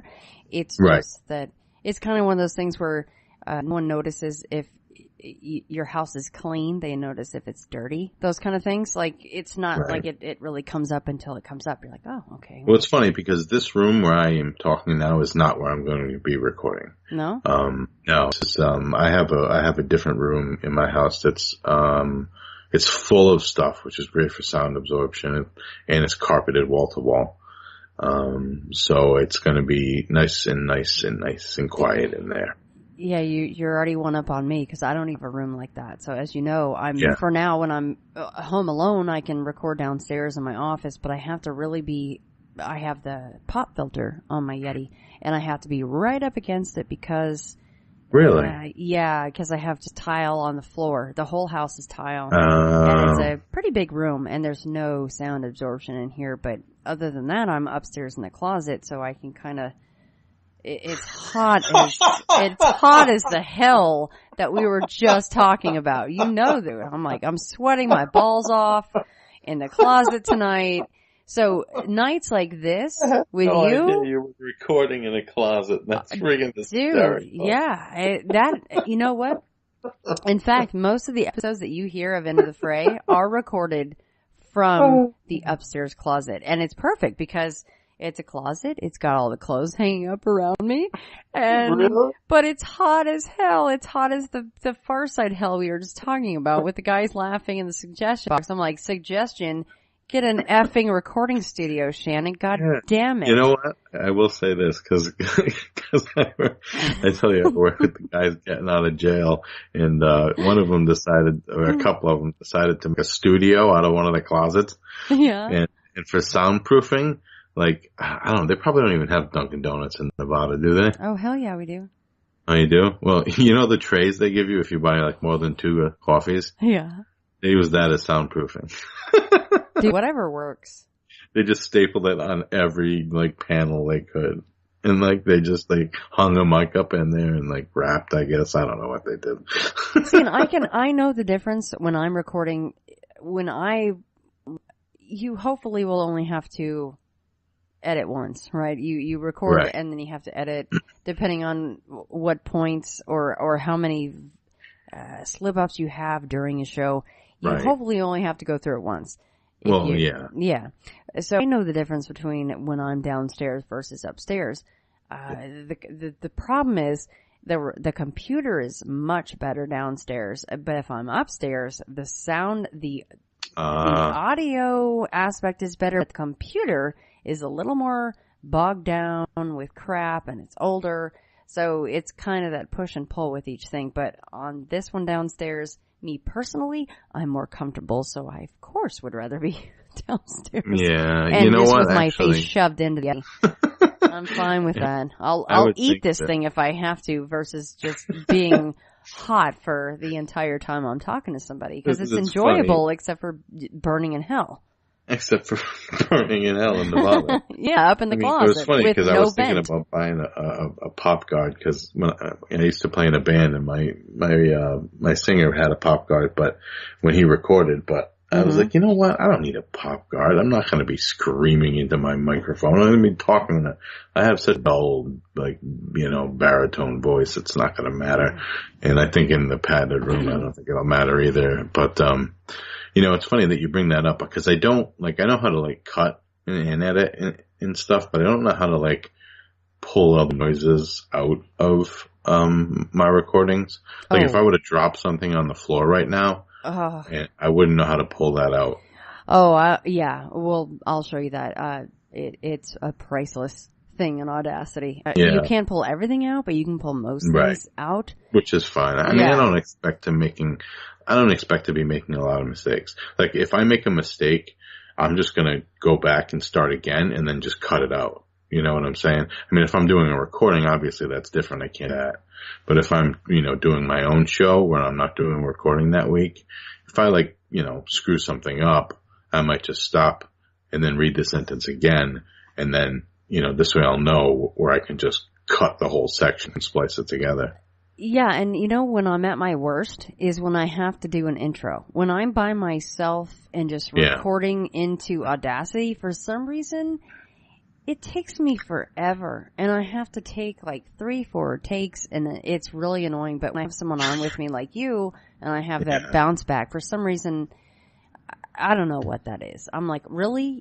It's not that I'm nervous. It's just, that's what it comes off like. Cause I'm like, that's when I swear my most is when I have to do my intros, or maybe an insider episode where I have to just read something. I am constantly screwing up. So, and by the way, the pop filter thing. So I used to have this older condenser mic, which I dumped the second I got my Yeti, thanks to a nice donation. Enough to cover the cost of the Yeti from a listener.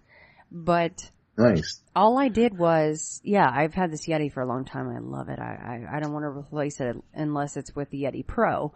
Then I can use my mixer board. That's a whole nother story. Anyhow, the old pop filter that came with that crappy little condenser mic, it didn't fit on the Yeti. So all I did is I snipped the back of this pop filter, and it fits directly over the Yeti. It just covers it with love. I don't really like the ones that are the round, the extender arms, and then it's like the round screen. That I don't like that so much. I kind of like the one that fits right over the actual shape of the mic, and so that's what I'm using. So that's cool. All it took. It was like, I think this pop filter was probably a few bucks, and I just snipped it, and it fit fine. Yeah, they're super, super cheap. The ones I was looking at were like $60, and I've seen Tim and Lance use those on Missing More Mari podcast. That's a true crime podcast once in a while. Yes. And it seems like every time I'm watching someone on a podcast, they have a Yeti in front of them. You can't be in them, dude. You just can't, because you can adjust. And so you're saying the Yeti Pro goes through, it goes through something first? It goes through so you know how ours has the USB that goes into your computer. But this goes into a mixer and then into your computer? The Pro has the XLR plug-in, which means it's like that 3-pronged deal, right? And then the second, and it's, I don't know why I did this before I just had the microphone for it, but I went ahead and I bought a mixer board. And if I had the Yeti Pro right now, I could plug it into the mixer board, and then without using Skype or a Malto or the Yeti. Really? Yeah, like you can adjust the levels and the pitch and the gain right on the mixer board. And there are so many dials on this thing. I'm looking at it right now. I have no clue how to use it. Hopefully once I get the Yeti Pro at some point, I can do that. But it just ups the ante for the audio quality of your podcast, right? Really? So it's just, it's baby steps, I should have done that. I have a 32, no, I have a 16 channel recorder. I have one. You do? We used to use in my band, yeah. I mean, it's not the coup de grace. I don't know because I've never used it, but people are like, you gotta get a mixer board, blah, blah, blah. To me, the Yeti right now sounds amazing, and because Skype lately has really been stepping up, and I don't know what's going on, but maybe it's because a lot of us are talking shit about it. But as you've seen, we've gone for 3 hours and 20 minutes. Yeah. There's been nothing. So I don't know if they finally got enough feedback going, hey, Skype, you suck the biggest ass in the world, but they have stepped up. So I'm not using the Uber anymore. I'm using Skype, and it's crystal clear. Good. So the Yeti, though, from my end and your end, because you have the Yeti as well, big shout out to Yeti. But they're amazing. I love this this microphone. So I'm not in a rush. I'm not in a rush to get a new microphone, a $300 Pro that I can go through my mixer to learn something else. And there's no reason, because I get good feedback that, hey, you have really good audio. No, if my show turns out sounding like yours, I would be more than happy. Oh, thanks. Like more than happy, because no, I'm not just saying that. Like your show, like I think it's like. It's just perfect. You know what I'm saying? Like the way it's just like, if it could sound like that, like that's why I've been asking when I've been listening to you, is because that's how I want it to sound. Like if my voice can come through as clear as yours does on your show, I think that would be perfect. I really do. Well, I appreciate that. Hey, before we go, and I touch base with you on something after we, you need to do your Q Alan Watts thing, but oh, of course. Can you please tell everyone where's the best place to find you on social media, or do you want them emailing you? Let everybody know where to find you. So right now I've been more active on Facebook because I've been getting yelled at that I'm not. I've been asking everybody, boy, I don't have a lot of friends on Facebook, and everyone keeps telling me you need to be on there every day. You need to be on there every day. So you need to be on Facebook every day, John. So, Facebook, Rhode Island Demonological Society or the Rhode Island Demonological Society, either one, that'll bring you to me. You can message me, you can, send me a private message, or you can email me at, livedeepnotruth, at gmail.com. That's, separated by periods. So live.deep.no.truth at gmail.com. So, whichever way you feel comfortable getting in touch with me, or you can go ahead and call Shannon and tell her, hey, where's that theologian guy? That's right. Like it's time again. Let's she hear will it. hook us up. And I just happen to have the demonic cards in my hand right now. And I'm just going to pull one out just for the heck of it. Let's see. Let's see what they say. And it is right off the top. You know who it is? What? Lucifer. Are you kidding? Right off the top. We have been talking a lot about the dark side tonight. The fallen angel. A lot. And what is your podcast name? I'm sorry. The Fallen Ones. Yeah. Oh, there you Lucifer is a fallen angel. Wow. He's not just, I've been shuffling cards for the past 5 minutes. Have you? Yep. And I was like, let me pick one before we go. Oh my gosh. And you've got the biggest fallen one of all. And that's it. Wow. That's pretty cool, actually. Yeah. A little creepy. Yeah. I don't quite know how to segue into my closing comments now. That's pretty awesome, actually. Okay.